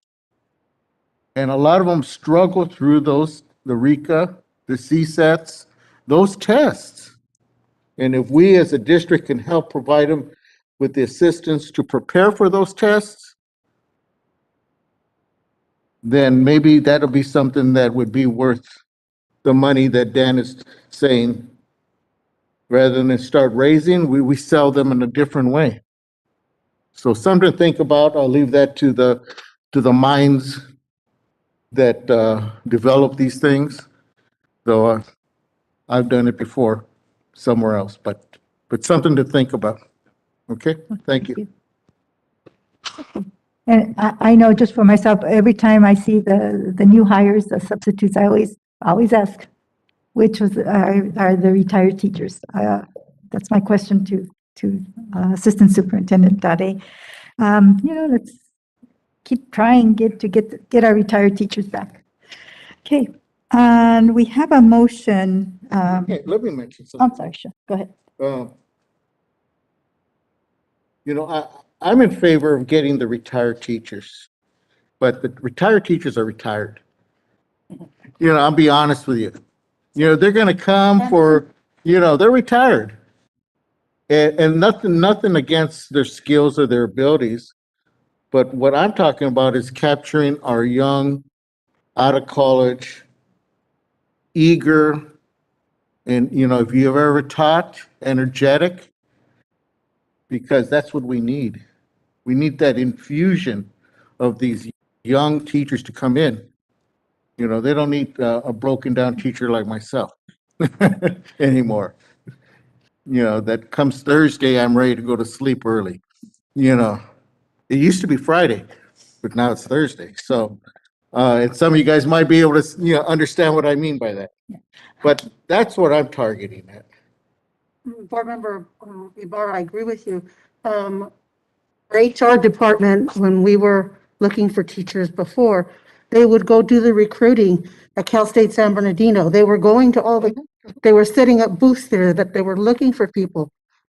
I know we had COVID and things, and things aren't back to normal, but we can still do that recruiting to get those young teachers. Yes, we can. So, yeah. Absolutely.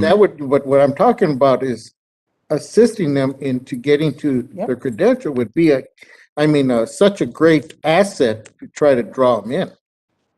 And absolutely, we are scheduled to go out to Cal State San Bernardino, Cal State Fullerton, and we have a county job fair that we're going to go out to as well. And you're absolutely right. We need to be creative. If we go back to that pre-COVID mindset that people just going to walk in and say, I need a job, that's not the case anymore. The labor crisis is two-pronged. There's a shortage, but there's also a competition. And our competition, unfortunately, is non-educational entities like UPS and Amazon, who are dominating the field right now. So we do need to be more creative, and we definitely come back with a plan. Thank you. Okay, I have a motion by Board Member Flores and second by Board Member Haro to approve action item 6.32. You need a roll call vote. Mr. Ibarra? Yes. Mrs. Haro? Yes. Mr. Flores? Ms. Doreen Ojeda? Yes. Mrs. Sandoval? Mrs. Flores? Yes. Thank you. Okay. On motion by Board Member Flores and Board Member Haro, the board approved action item 6.3. Moving on to 7.0, administrative reports. We have item 7.1, approved disbursements. Are there any questions, concerns from board members on 7.1? Okay.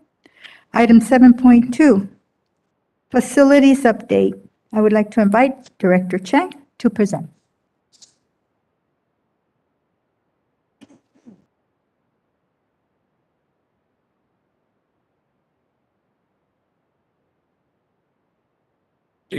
Excuse me. Good evening, Board, President Flores, Board members, Superintendent Miranda. Tonight, I'd like to give Board a couple of quick updates on some of the ongoing projects we're working on. Next slide, please. All right, first up, Bloomington High School Auditorium Equipment Replacement Project. That's going quite well. Everything's on schedule. We're about a little bit under 40% complete as of today. Contractors continuing to install electrical conduit pathways. That's continuing. And the rigging is scheduled to commence in early April. So on the left, I do want to bring to attention, I think some of the board member may be aware, we discover as part of the construction process when the contractor open up one of the walls, they discover this priceless treasure of a time capsule buried by class of 1974.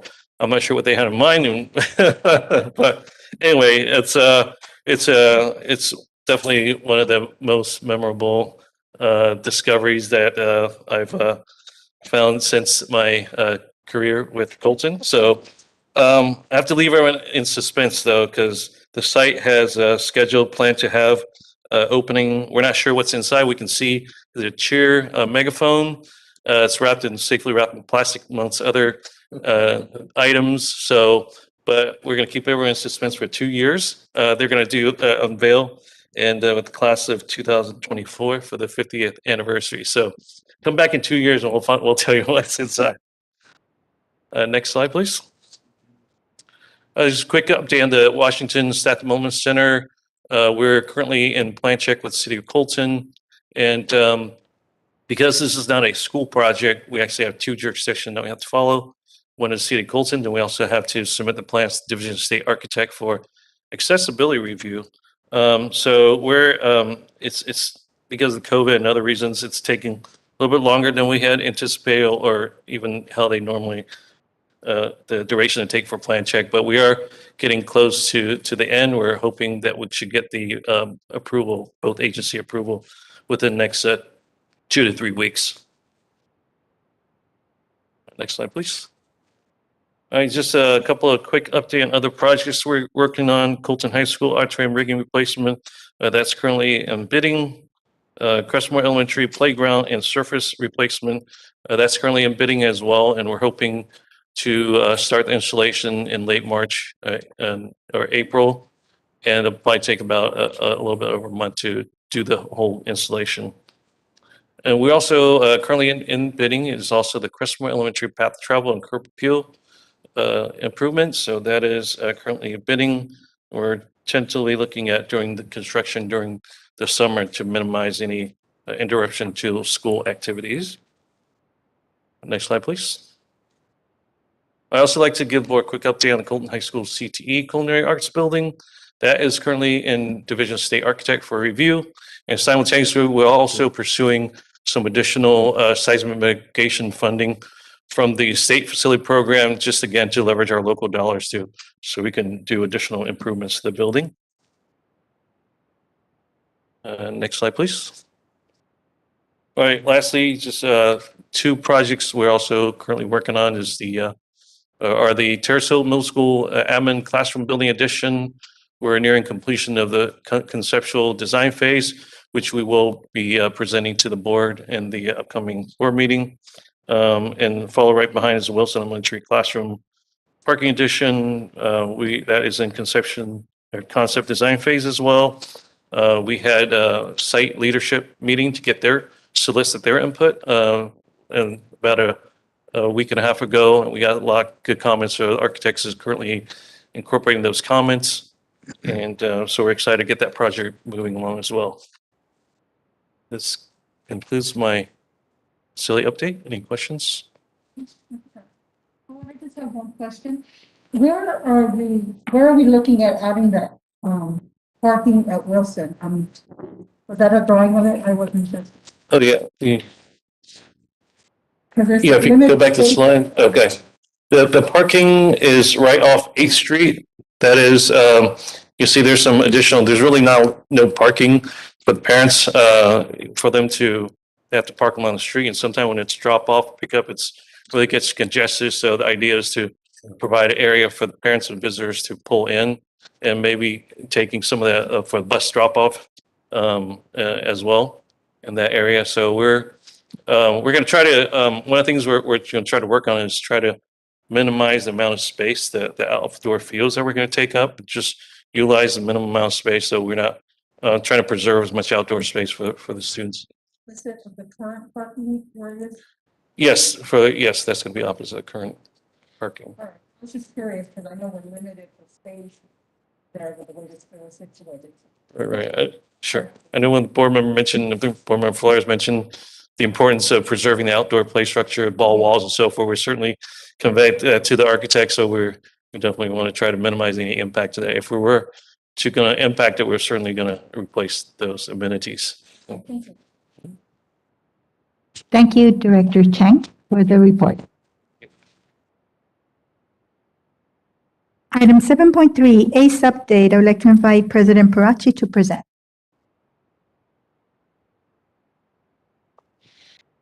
Good evening, esteemed board members, Superintendent Miranda, cabinet members, and audience members. My name is Christina Parachi, and I have the privilege to serve as the Association of Colton Educators President. I want to start with congratulating Angel Castro and Haley Johnson. It's so nice to see that we're still doing that, recognizing Employee of the Month. And good luck, Mr. Diaz. We'll miss you, and don't take anybody with you when you leave. I know item 6.32 has been a discussion, and every presentation was so long. Some of them are like 50 minutes long. I don't want to make this long also, but I have not made a secret how I felt about sub increase, and not because I don't think that the subs deserve to get more money, but selfishly, when the sub increase, when the sub rate increases, it's affecting my members if they are on differential pay. And as you know, with differential pay, usually it's pregnant women or very sick people. We had a little hiccup, but Mr. Dade and Tina D, I can't say her last name, so I'll call it Tina D. We've been working on fixing those hiccups, so I am in complete support to increase the rates. and see what happens. Maybe it is a good impact, and maybe it's a positive impact, and my members don't have to sub as much, and they can actually focus on their own classrooms. So I'm hoping that in May, when the report comes back, we have some positive feedback from there. Since we finished the sunshine process, I asked the board to give the bargaining team directives. I'm coming back to you to request that you follow through and provide the district bargaining team with a clear direction, what's next. March negotiation dates have been canceled for ACE because the team had to go back to the board for direction. So I'm hoping that tonight you give them enough direction that they can continue. We have our bargaining team meeting on April 6th. And as I said, I'm hopeful, and I want that the board to approve on April 21st and move on and end 21-22 negotiations on a good note. My goal was to finish negotiations before testing started, so we can do a little bit of rah-rah, let's move on, but it didn't work that way. So with that, board members, thank you for all your support and willingness to listen and solve problems. Thank you, Executive Cabinet, for being willing to meet and discuss. We have had conversation and behind closed doors. It's not all pretty and butterflies like it is right here, but we have hard conversation and long conversations. And with that, have a wonderful spring break. I know I will enjoy my vacation. Thank you. Thank you. Thank you, President Perez.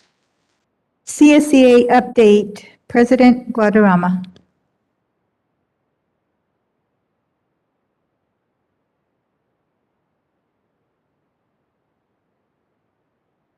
Good evening, Board President Flores, board members, Superintendent Dr. Miranda, and members of the audience. My name is Anthony Guadarrama. I'm the CSEA Chapter President for Colton 244. Actually, I have a little presentation tonight to go over a few things. First, I want to start with job review. This process was started last year with our past president and current first vice president, Louis Pacheco and Derek Garcia. I'm sure you're all aware of it because you do approve the job review updates. But just a quick summary of the process. We have a committee from CSEA and a committee from the district. They come together and review job titles and duties and compare them with surrounding districts, the surrounding districts being Fontana, Rialto, San Bernardino City, and Redlands. If necessary, they'll make recommendations to adjust those salary ranges in order to keep salaries competitive with those surrounding districts. Now, the district and CSEA has been working extremely well together and putting in a lot of hours to get through all 14 job families by the end of the year. Next year, hopefully we can start fresh, and this process will continue to keep us competitive. So I just want to say thank you to both committees for their diligence and lots of hard work that they've been putting in. So thank you very much for that. The next slide, please. Now, absence without pay, known as AWOP. This has been a hot topic for me the past couple of months. You can ask my friends, my family, my coworkers. I'm a really, really slow person to get upset, but this particular topic just hits a little different. AWOP status is, well, in the past couple of months, we've had members that are unilaterally deducted their pay without notice.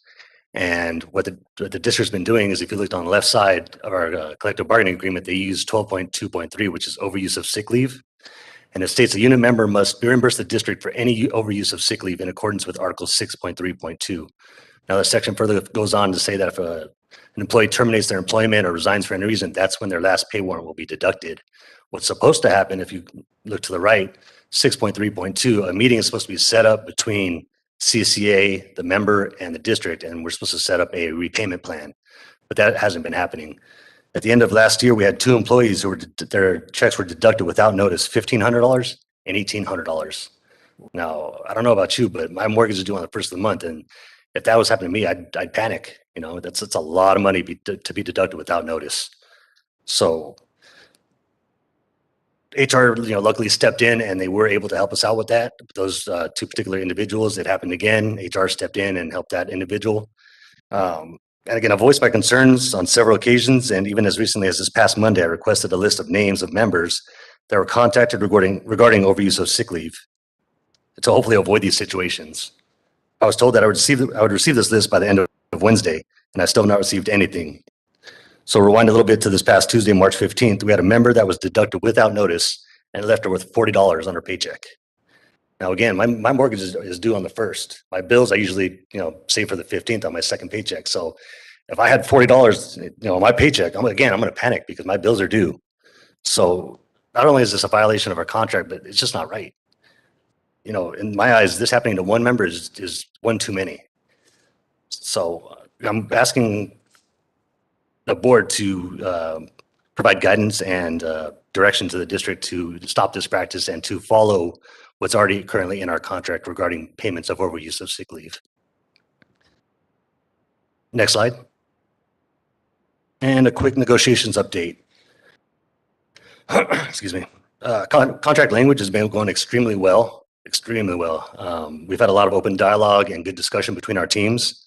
There's been a lot of transparency and honesty, which has been a breath of fresh air. The past couple of years has been adversarial. We've had a lot of conflict. This year, Mr. Dade has been his leadership style is lining up really well with ours, and there's a lot of, like I said, open dialogue, and we're working through a lot of language. Next slide, please. And what usually happens is we'll get through all the language, everything's good to go, and then comes the compensation, which is always a little sticking point. And I know I spoke on this on one of the last board meetings, but I think it's worth repeating. If you look on that left side, there's our 5-year CSCA salary increases for the past 5 years.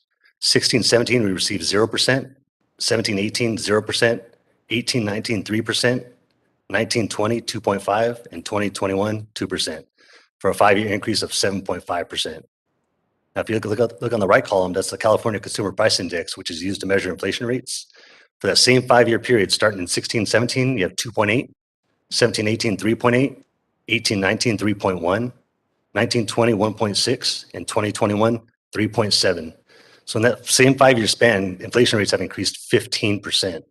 That's a 7.5% difference. Now, what happens if you are not keeping up with inflation rates? Essentially, you're taking a pay cut. So for the past 5 years, my members have been taking a pay cut to work here. And through this pandemic and working through everything, through all this hard stuff, we're still here. And that's not including this year's historical inflation rates. Now, if you look just below that, these are the unaudited actuals provided by the district. In that same 5-year period, and I'm glad we talked about unrestricted and restricted funds earlier, we were looking at sorry, I can't see that far. A little over $30.5 million for 16-17. Damn, my vision's going really bad.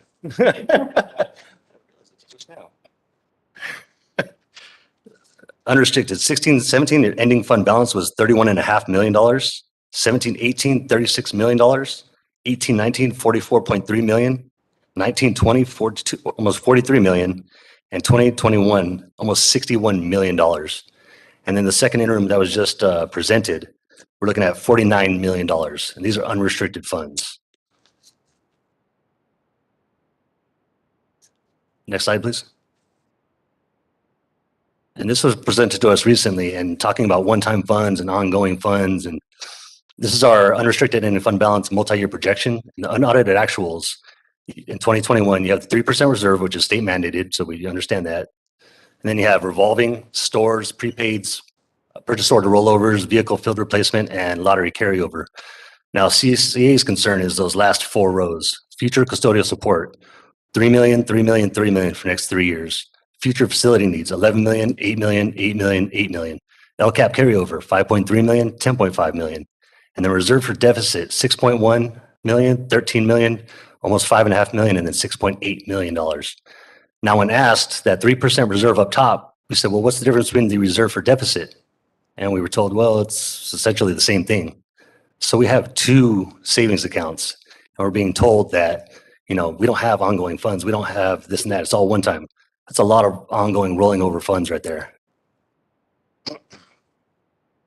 So speaking of future custodial support, future facility needs, we need to take care of our employees now, the ones that are working, that have been here the past 2 years through this pandemic, the nutrition service workers that were passing out meals every single day, custodial maintenance that was taking care of the buildings to have ready for the students to come back, security that's, had to deal with students transitioning back to normal and still having to deal with all that, stuff. And then our clerical staff, they're dealing with parents that are mad because of policies and procedures that are implemented.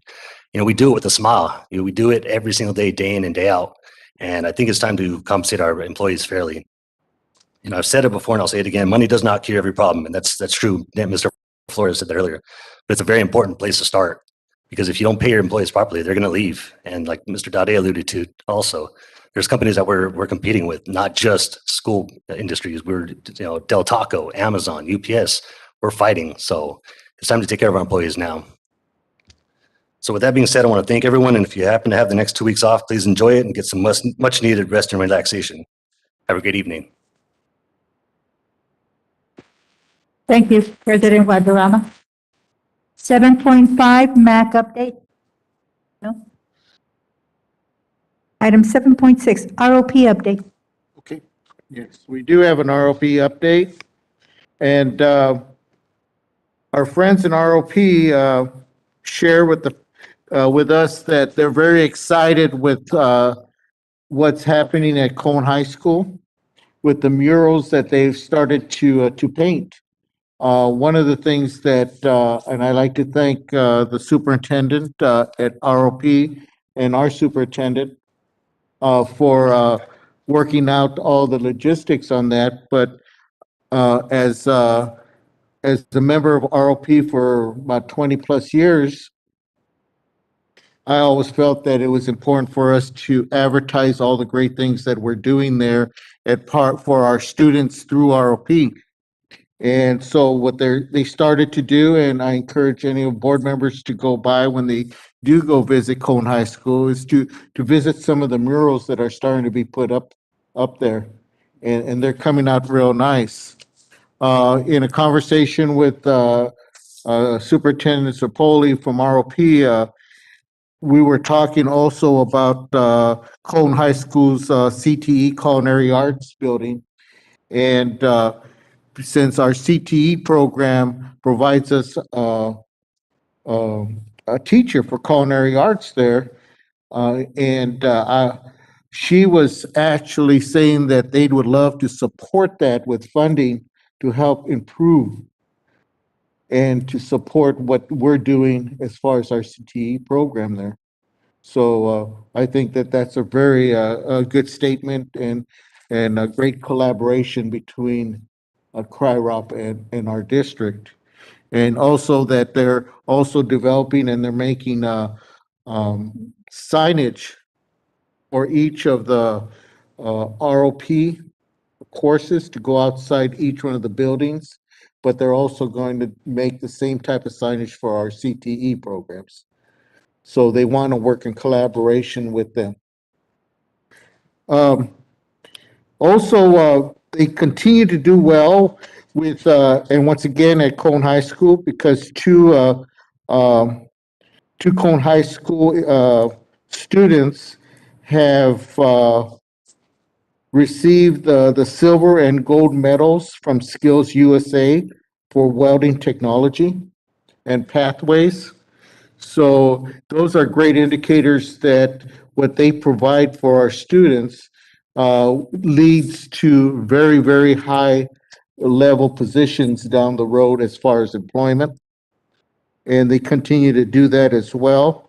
They stated that a Cone High School auto technology student has applied and received a job at Fontana State of the City position. So for the city of Fontana. And they continue to work with our fire departments and the sports medicine programs to provide trainings for our students in those areas as well.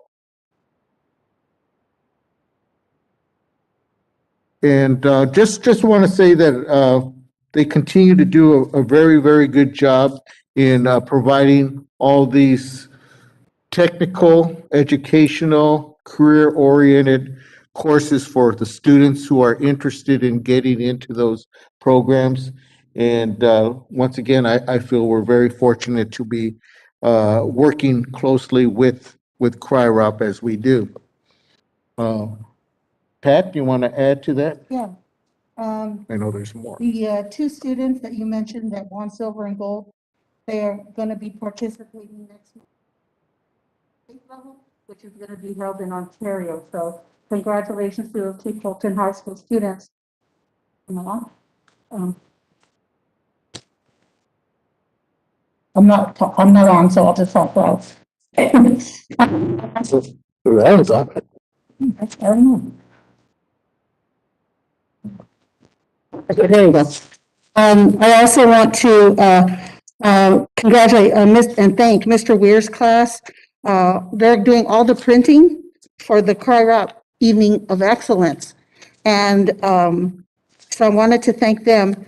In addition to the welding department, they made these, we're wearing these shamrocks, and they made these for us. They welded them for us to say thank you to all of the CRI-ROP board members. I also want to thank CRI-ROP for jumping in for the students who are going to be going to New York City. The kids had to practice over the break, and they were practicing to find out what their position would be going into the New York competition. And they couldn't practice at Bloomington High School because the competition uses Zoom, and Zoom is blocked by our district. So they had to think fast in how these students were going to continue to practice each day. So CRI-ROP took them over by a van and took them over to the CRI-ROP offices, set up Zoom for them, set up the Promethean boards, and they were able to continue to practice as well as do their presentation to get their ranking for New York. So it just shows that working together with them, what we can accomplish. So thank you and congratulations to all of our CJUSD students. And thank you, Pat. And just one more thing, I'm going to pass one of these cards. This is an example of what our students are doing back in front. This is a card that's giving information on celebrating the 50th anniversary.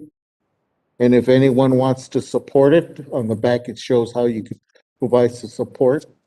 So I'm going to pass this out to everybody, and so that you can take a look. And of course, for the 50th anniversary, but also to see what our students are actually doing. So let me go ahead and just have you pass some that way. I know Pat, you have one, so and then I'll get some to you guys.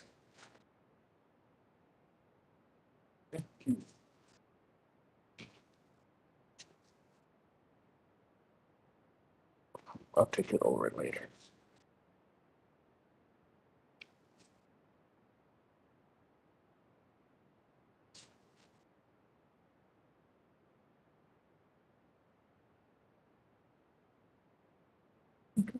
That's it. That's it. Okay, thank you for that. Moving on to to our superintendent's communique. Good evening, everybody. Good evening, Board President Flores and board members, executive cabinet, and members. Small number of people still here. And all the people online, I think we're still doing this online, so people are hearing us. I wanted to start off, next slide, please. I have a short communique this evening.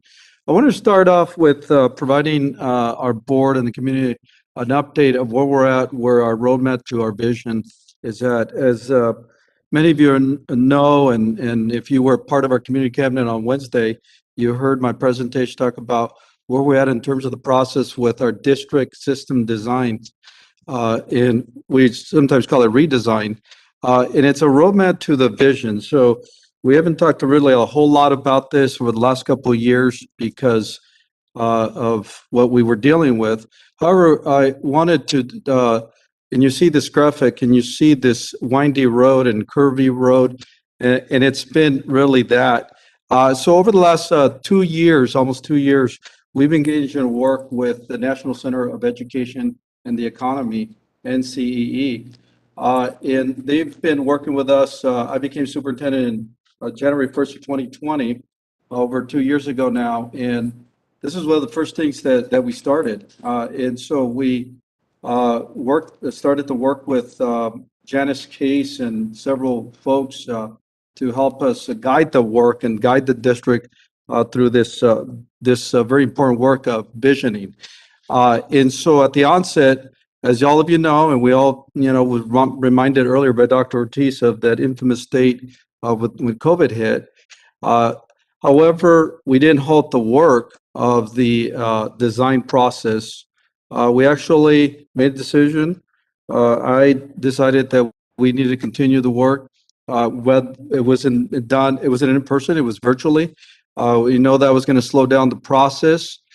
I am proud of the 70, 80 folks that have been part of this process. Many of you that are still here have been part of that. And, you know, we started in the library at Chobacca Middle School in 2019.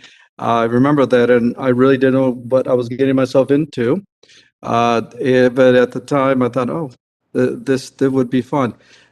So we didn't halt the work, and that's important. I say that because we know that we had to do a contextual analysis, first identify where we're at, and then make a decision of really looking at data and then deciding where we're going to go and what are we going to focus on. So the team made up even of board members here and our union partners were a big part of that work, decided to identify 3 areas of focus: professionalism, and you see them up there, professional learning, and equity. We know the work of equity. We looked at equity from a micro and macro level, a bigger picture, and then really down at the site level, so district level, then site level. And we developed a vision statement that took a long process. I was very appreciative that the board approved this vision statement back in October of 2021. It was a big step, I think, in CJUSD because we hadn't had a vision statement. We do have a mission statement, but not a vision statement. And so the next step in the process was to establish system design benchmark teams composed of 4 cohorts, totaling approximately 120 certificated and classified staff members who worked on strategies, there we go, in the fall to carry out a plan, to develop a plan, because we have a vision, we develop a plan, and the systems design benchmark teams throughout the district got together. Various stakeholders were involved in the process, but it was a district-wide project, if you will. So it's been a long road to achieve our vision in CJUSD. And of course, I want to thank the board for approving the scope of the work that was approved tonight, which is the next steps in rolling out the vision. And so with that, what we're going to do is next phase of the plan is a couple things, well, not a couple things, there's a lot more things, but our focus is establishing a CJUSD advisory committee. In fact, tomorrow is going to be the first meeting, so Dr. Peterson and myself will be leading that, and Dr. Peterson has been charged with that, and so we're going to meet with them tomorrow to start execution of the plan that has been developed. So a big part of it is going to be the communication piece, and the advisory team is going to be responsible for that. The advisory team will report to the executive cabinet. Executive cabinet reports obviously to the board of the progress, because my goal is on a quarterly basis is to report back to the board how we're doing with the plan. So it doesn't just sit on the shelf, but that it's a real working plan, if you will. And so tomorrow the team will get its charge, and it's going to be made up of many of our stakeholders, our partners. And again, they're going to be responsible for implementation, monitoring, and evaluating the rollout of the CJUSD plan. So the hardest part of any plan, I think, or anything is where do you start? And so the first focus area that we've identified based on what the committee is to focus on professional learning. We know that as professionals, we got to continue growing. In fact, this evening I've heard that for not only our certificate, but our classified folks. So we're going to have subcommittees that we're going to have a parent professional learning committee, classified learning committee, a certificated. We want to reach wide with this. So that way professional learning becomes, and Colton John Unified, important and focused so that we can continue to grow, because if we grow as professionals, we all grow, then we know that our students are going to benefit from that. So tomorrow, like I mentioned, the first meeting scheduled. Very excited at beginning the next phase in the process. I do plan also, and I've talked to Board President Flores about this, that we want to have a study session with the board to talk about how it matches up to the LCAP, because that LCAP is our strategic plan. So we will be asking at some point, not tonight, for some dates so that we can have a study session with the board so that we can have a conversation about what's the main thing in our district, which is teaching and learning. All right, so that's that on there. I didn't plan on taking that long, but I'm very excited about this work. And let me move on to the next slide, please. All right, so spring break's coming up, and many folks are going to take a couple of weeks off, and well-deserved. So beginning next week, Monday, March 21st through April 1st, we will have spring break. We made it. People have been working hard, and I know people are exhausted, and they're ready to take a break. So I want to thank the staff, certificated classified management, all the staff in CJUSD for just their hard work. And there is light at the end of the tunnel. You guys have been a beacon of hope out there. And I'll tell you that as I walk around and visit sites with executive cabinet myself, you guys deserve a rest. Please enjoy the time off with your family and friends. There's nothing more important than family. We say that. Our staff, as you know, is working tirelessly to go above and beyond. I also personally want to thank my executive cabinet team. There's not a time that I don't call them. Saturday, Friday, 9, 10 o'clock, 11 o'clock, 5 o'clock in the morning. You guys have gone above and beyond over the last several months to put the work in. It's unbelievable. On all of you guys, my team, Joanne Medina, Katie Orloff, I'm embarrassing you guys. I apologize. And Jennifer Wolf for just putting up with me over these last couple of months. But you guys have worked yourselves just incredible. I just am in awe of the work you guys do. So for everybody out there, I just want to say on behalf of executive cabinet, the board, thank you for your service, your commitment, and your conviction to our students and families, because I will say that's why we put that up there. There's a conviction that exists within our employees to do what's right for kids. Last thing, this kind of just, I needed to say this. I don't want to forget Mr. Gil Diaz.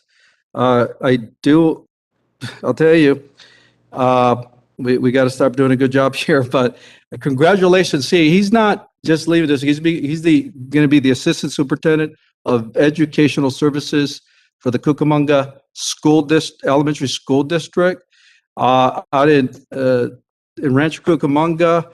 I'm sure you can spend a lot of time over at Victoria Gardens, Gil. I'm just kidding. No, I'm just kidding.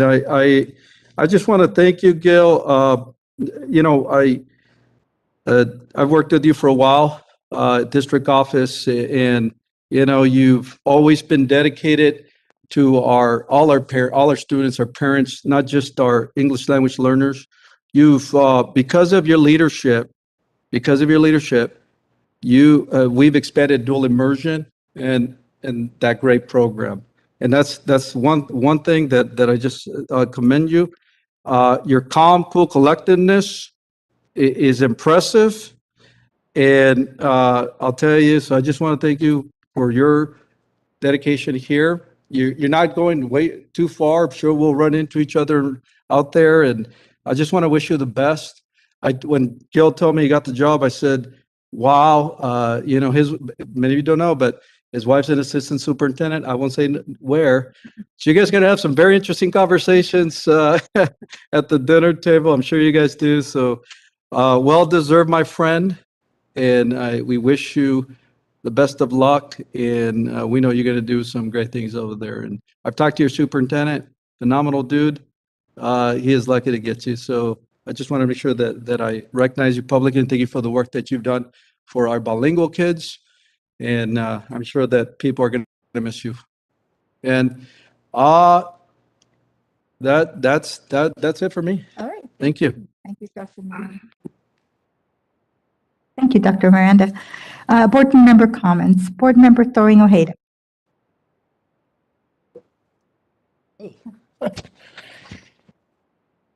Just a couple things this evening. First of all, I can't express how impressed I was again tonight when our DLAC presentation. The amount of training and understanding and instruction that these parents have received from our department, bilingual department, is incredible. What a gift for them, but also for their children and their children's future. So Miguel, that's you. Thank you.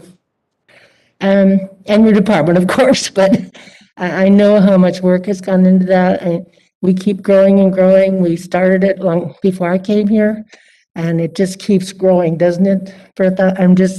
It's really exciting to see that kind of commitment on this part of parents. And that doesn't just happen. It takes a lot of hard work on the part of many people to make that happen, but our kids really do thrive when they get that from home. I was able to go to see the dual immersion program this last week at Grimes and at Joe Baca. And again, that's really encouraging to see that. I know I've shared with Gil, my nephews in Minnesota, of all places, were part of a dual immersion program in school. Not a word of Spanish spoken in our neighborhood. But what a difference it made for them, being English-only students and then participating in that, because you see a direct correlation between those kids and success in their academics and their assessments. So we're headed in the right direction, and I see it continuing, and I'm really excited about that. The other thing is, again, Gil, congratulations. We're going to miss you. You've done a great job. We wish you the very best. And last but not least, I hope everyone that's worked so hard and continues to work so hard every day takes the next couple of weeks, forgets about the job, enjoy your family, love them, spend every moment you can. Because we never know, we're never guaranteed a day. We think about what's happening on the other side of this world, and those people don't have what we're sitting comfortably with today. But that could happen anytime, anywhere. So just love your family, enjoy yourselves, and come back ready to hit it again. Thank you. Thank you. Board member Ibarra. Thank you. Gil, just want to say thank you very much for the service and your dedication to our district and to all our students. You did an excellent job while you were here, and we're going to miss you. But I also want to wish you the best and congratulations on your new position. And I know you're going to do excellent over there. So it won't surprise me that someday that we'll get rid of that assistant part and just be superintendent. So once again, congratulations and thank you. Thank you very much. Just want to take this opportunity to wish everyone here a really nice spring break. I think that for some of us, we probably could use it because of a variety of different things, including the time change. I think I'm still struggling with making up that hour. Hopefully, I'm praying that maybe this Saturday I could catch up because it just came all of a sudden, and here it was, and I'm over there changing all the clocks that I have to change. I go, shoot, I lost an hour.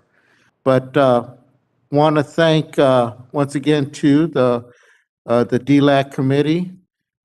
Excellent report, and I agree with what Joanne said as far as how our district has prepped those parents, educated those parents to be as knowledgeable as they're becoming. So, and that's a good thing because they want to be. They want to be associated with our district. They want the best for their students and their children. So that's excellent.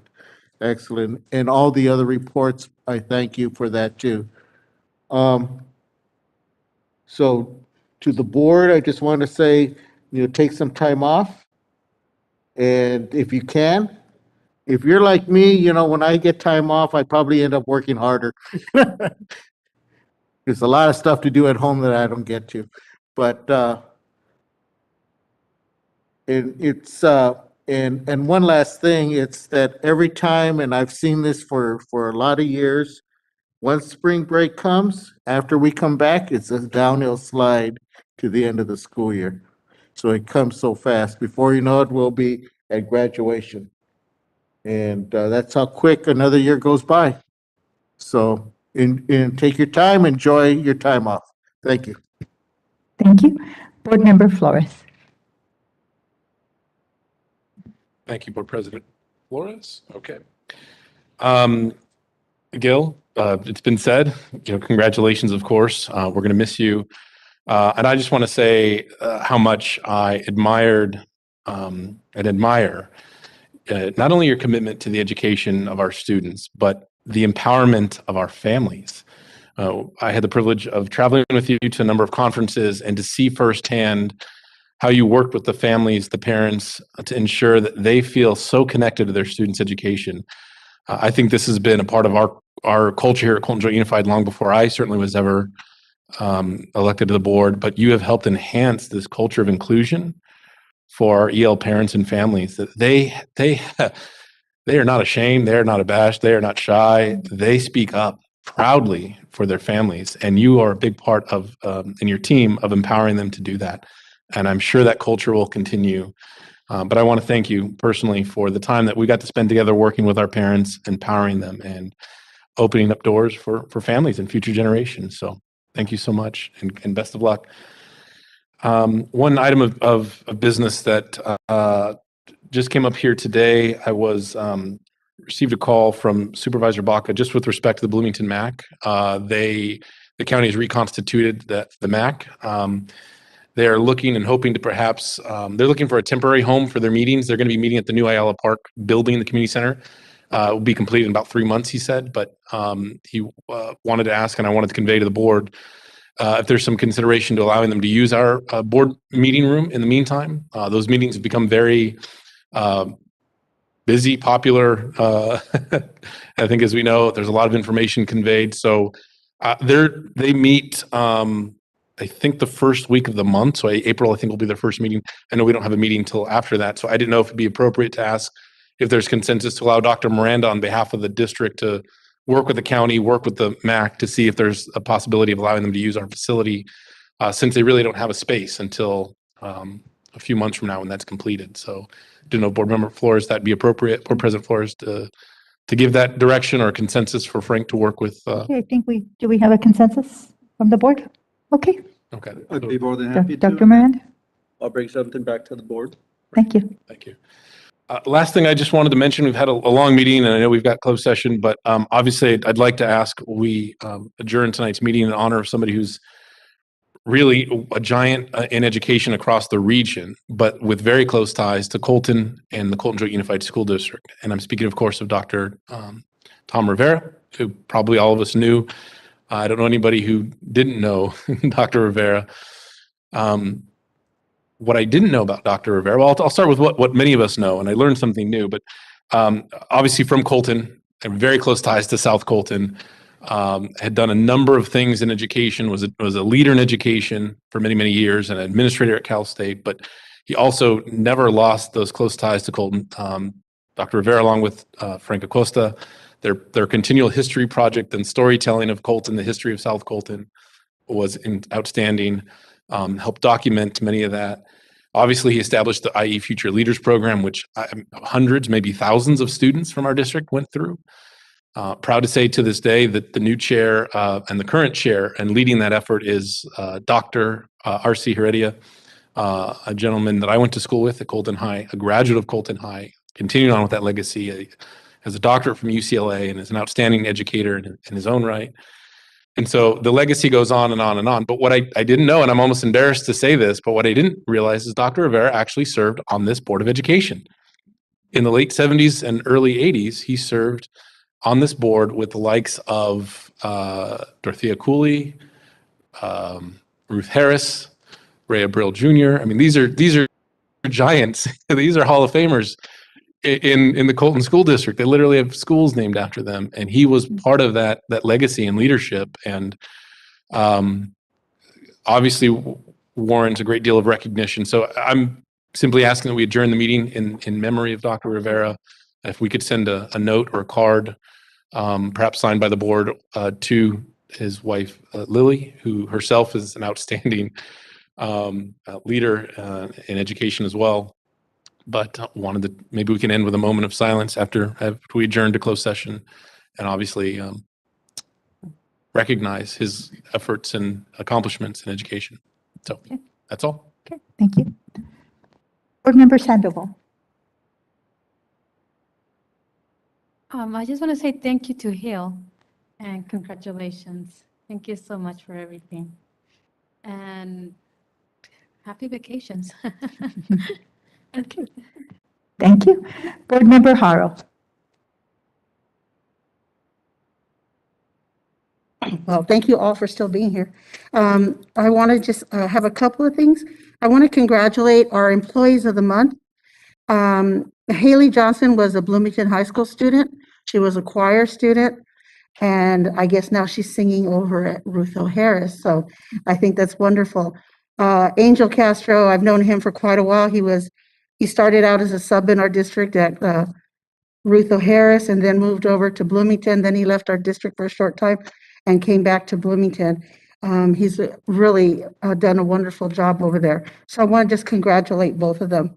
Also, I want to congratulate Ms. Tiffany Hampton and our Slover staff.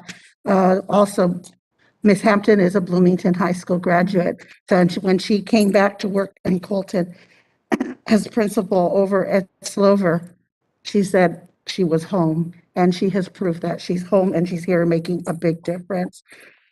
Excuse me. I'd like to also thank a former employee, actually, Principal Mike Williford.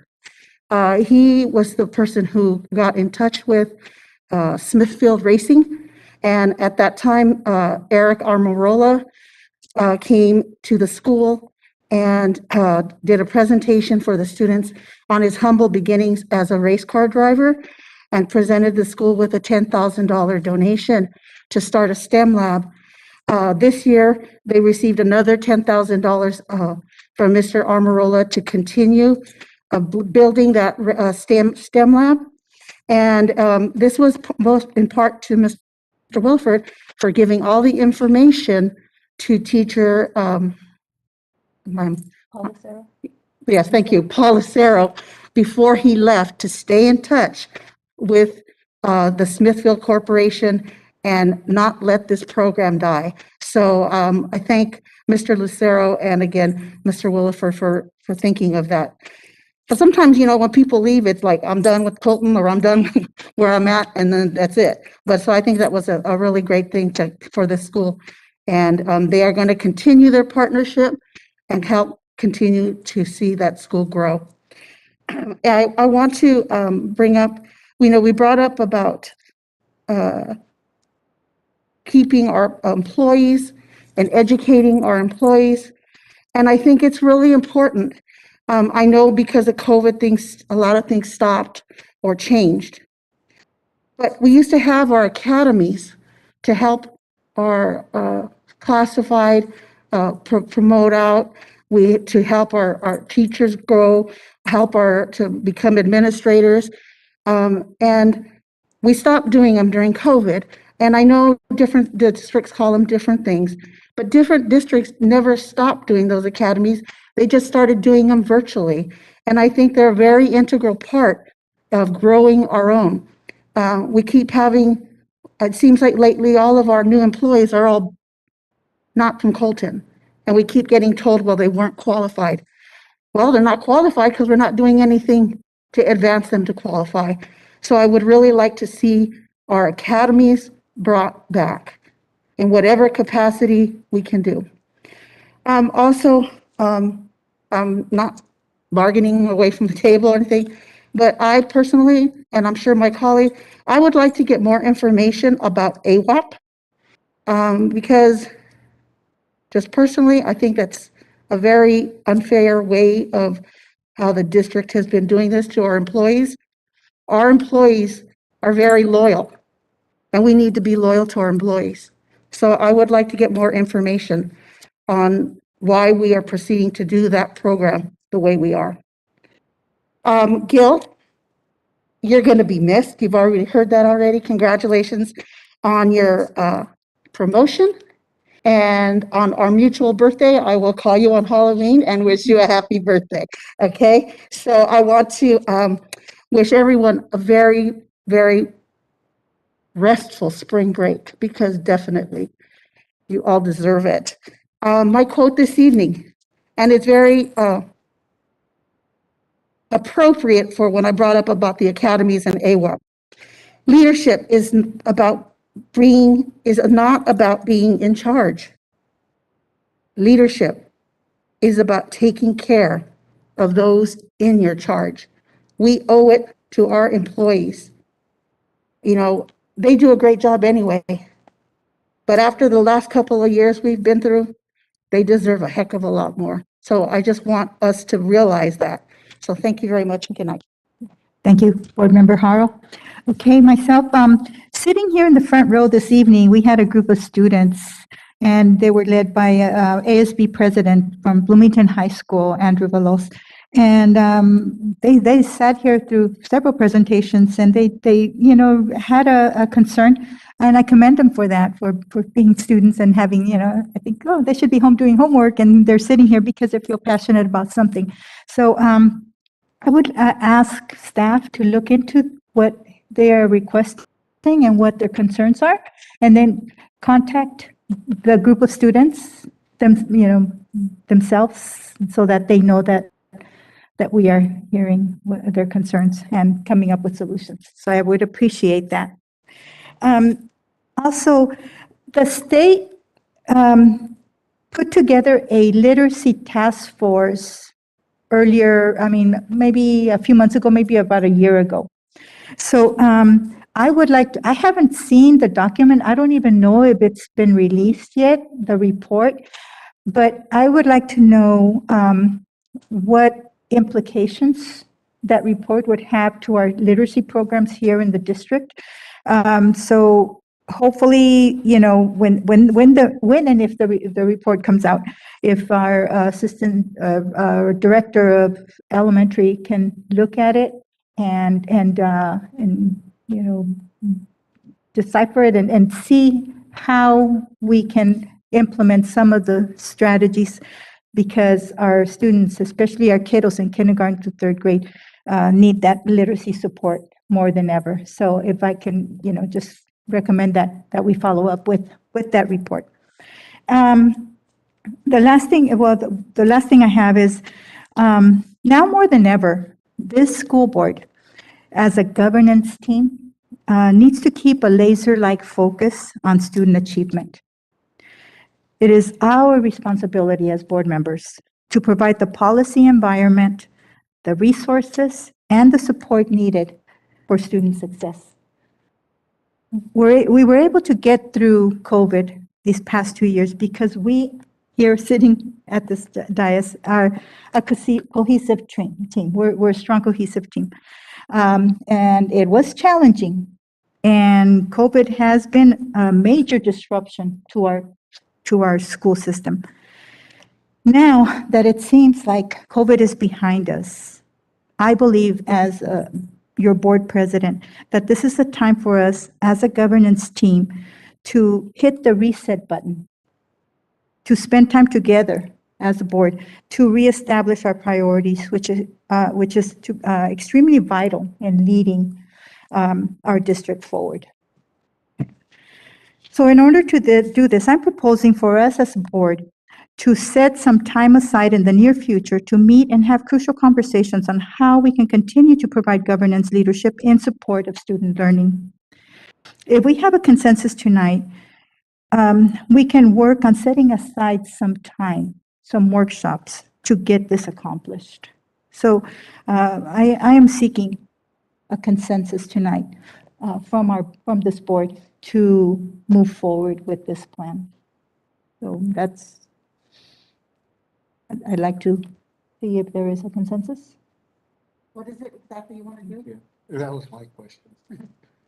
To get together as a team to establish our unity of purpose, our role and commitment to norms, our agreement to protocols, and basically to form structures that will enable us to perform our responsibilities in a way that best benefits our students.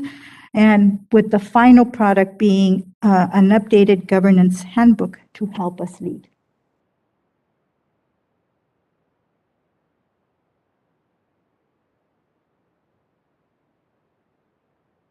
So would we be redoing our,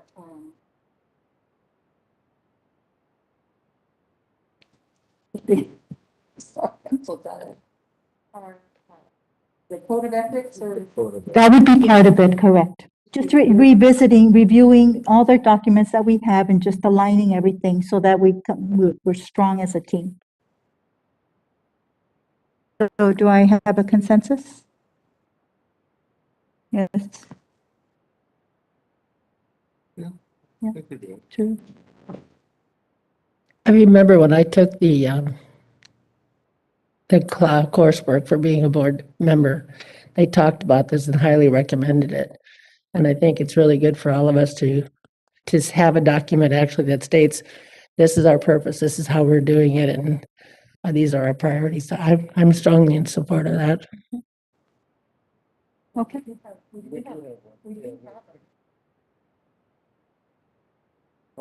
Yeah.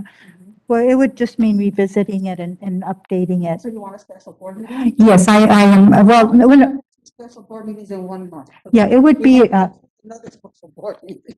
yeah, it would be a workshop and it, I mean, it could be on a Saturday, it could be, 2 or 3 times, and it doesn't have to be right away. But I think it's very important that we do that in the near future. So, okay, thank you for that. If it would help the board president, it would help the board, I could certainly bring back some dates for the board president, or email them out to the board. I mean, whatever way, but I probably, if that's, Yeah, I think that would that be helpful? yes. Bring back some dates. Dates for the meeting that you talked about first or the one that? I'm gonna talk about that in closed session. That meeting, that's gonna happen in the near future. The dates, I believe that board president's talking about, that's somewhere closer to the summertime, End of the year. end of the year.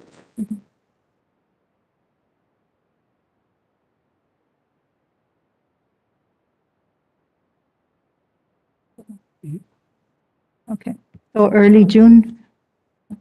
I mean, sometime in June? Yeah, okay. After graduations, okay, very good. So after graduation, I can certainly work on some dates for the board and Okay. then I'll get direction there. So. Thank you very much. Okay, the last thing I have is, Dr. Rivera, this past week, of course, we all know we lost an amazing leader in our community. It was our Dr. Rivera. Okay, we can say that proudly, and I say our because we claim him as ours, and he did the same thing. Dr. Rivera loved this community, and his community loved him. I personally got to know him very well as when I was a principal of Bernie and Zimmerman. We partnered together in the I'm Going to College 4th grade program. And just in my little world, one principal, my little world, we were able to influence over 900 4th grade students throughout the years. And I believe that impact is, it paid off for our kiddos, now adults. Our deepest condolences go to Dr. Lila Rivera, their kids and their family. And this board is humbled and honored to close this meeting tonight, March 17th, 2022, in honor of Dr. Rivera with a moment of silence.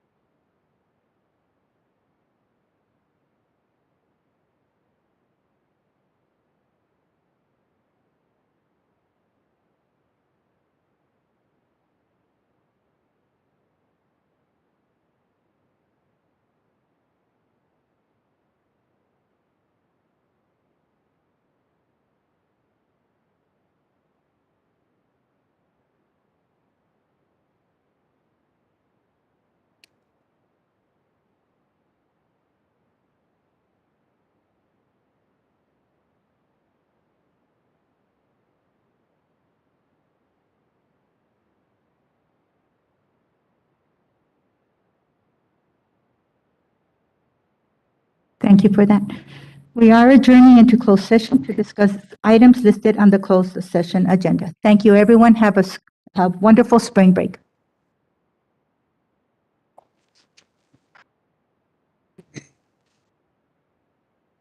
You know what I was thinking about?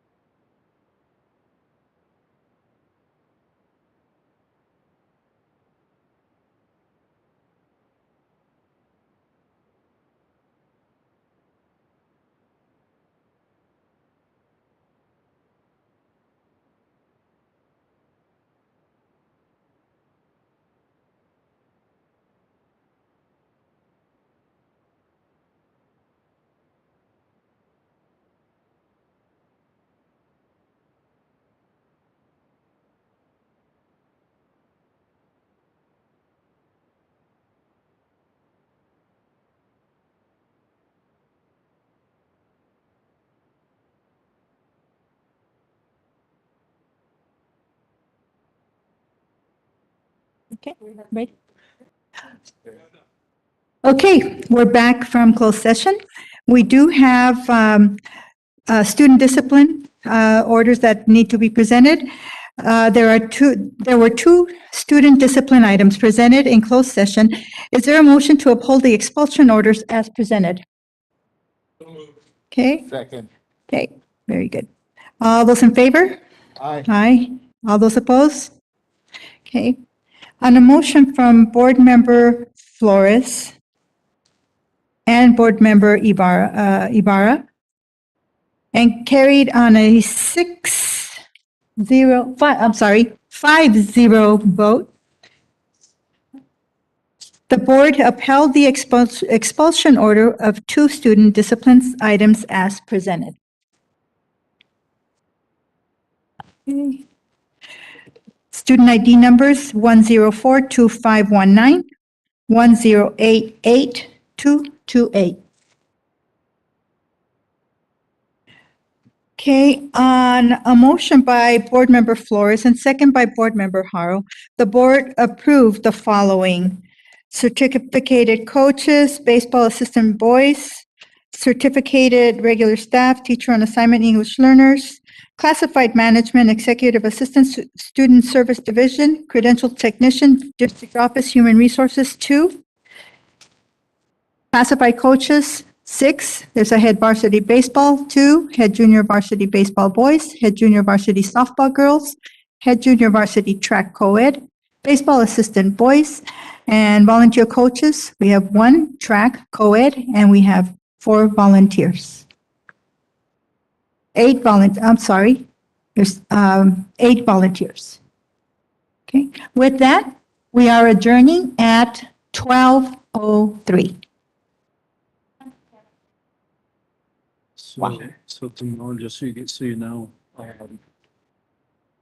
so after the Grange Book Club that I'm gonna do, I'm out. Oh, that's right. Like 2 or less. Yes.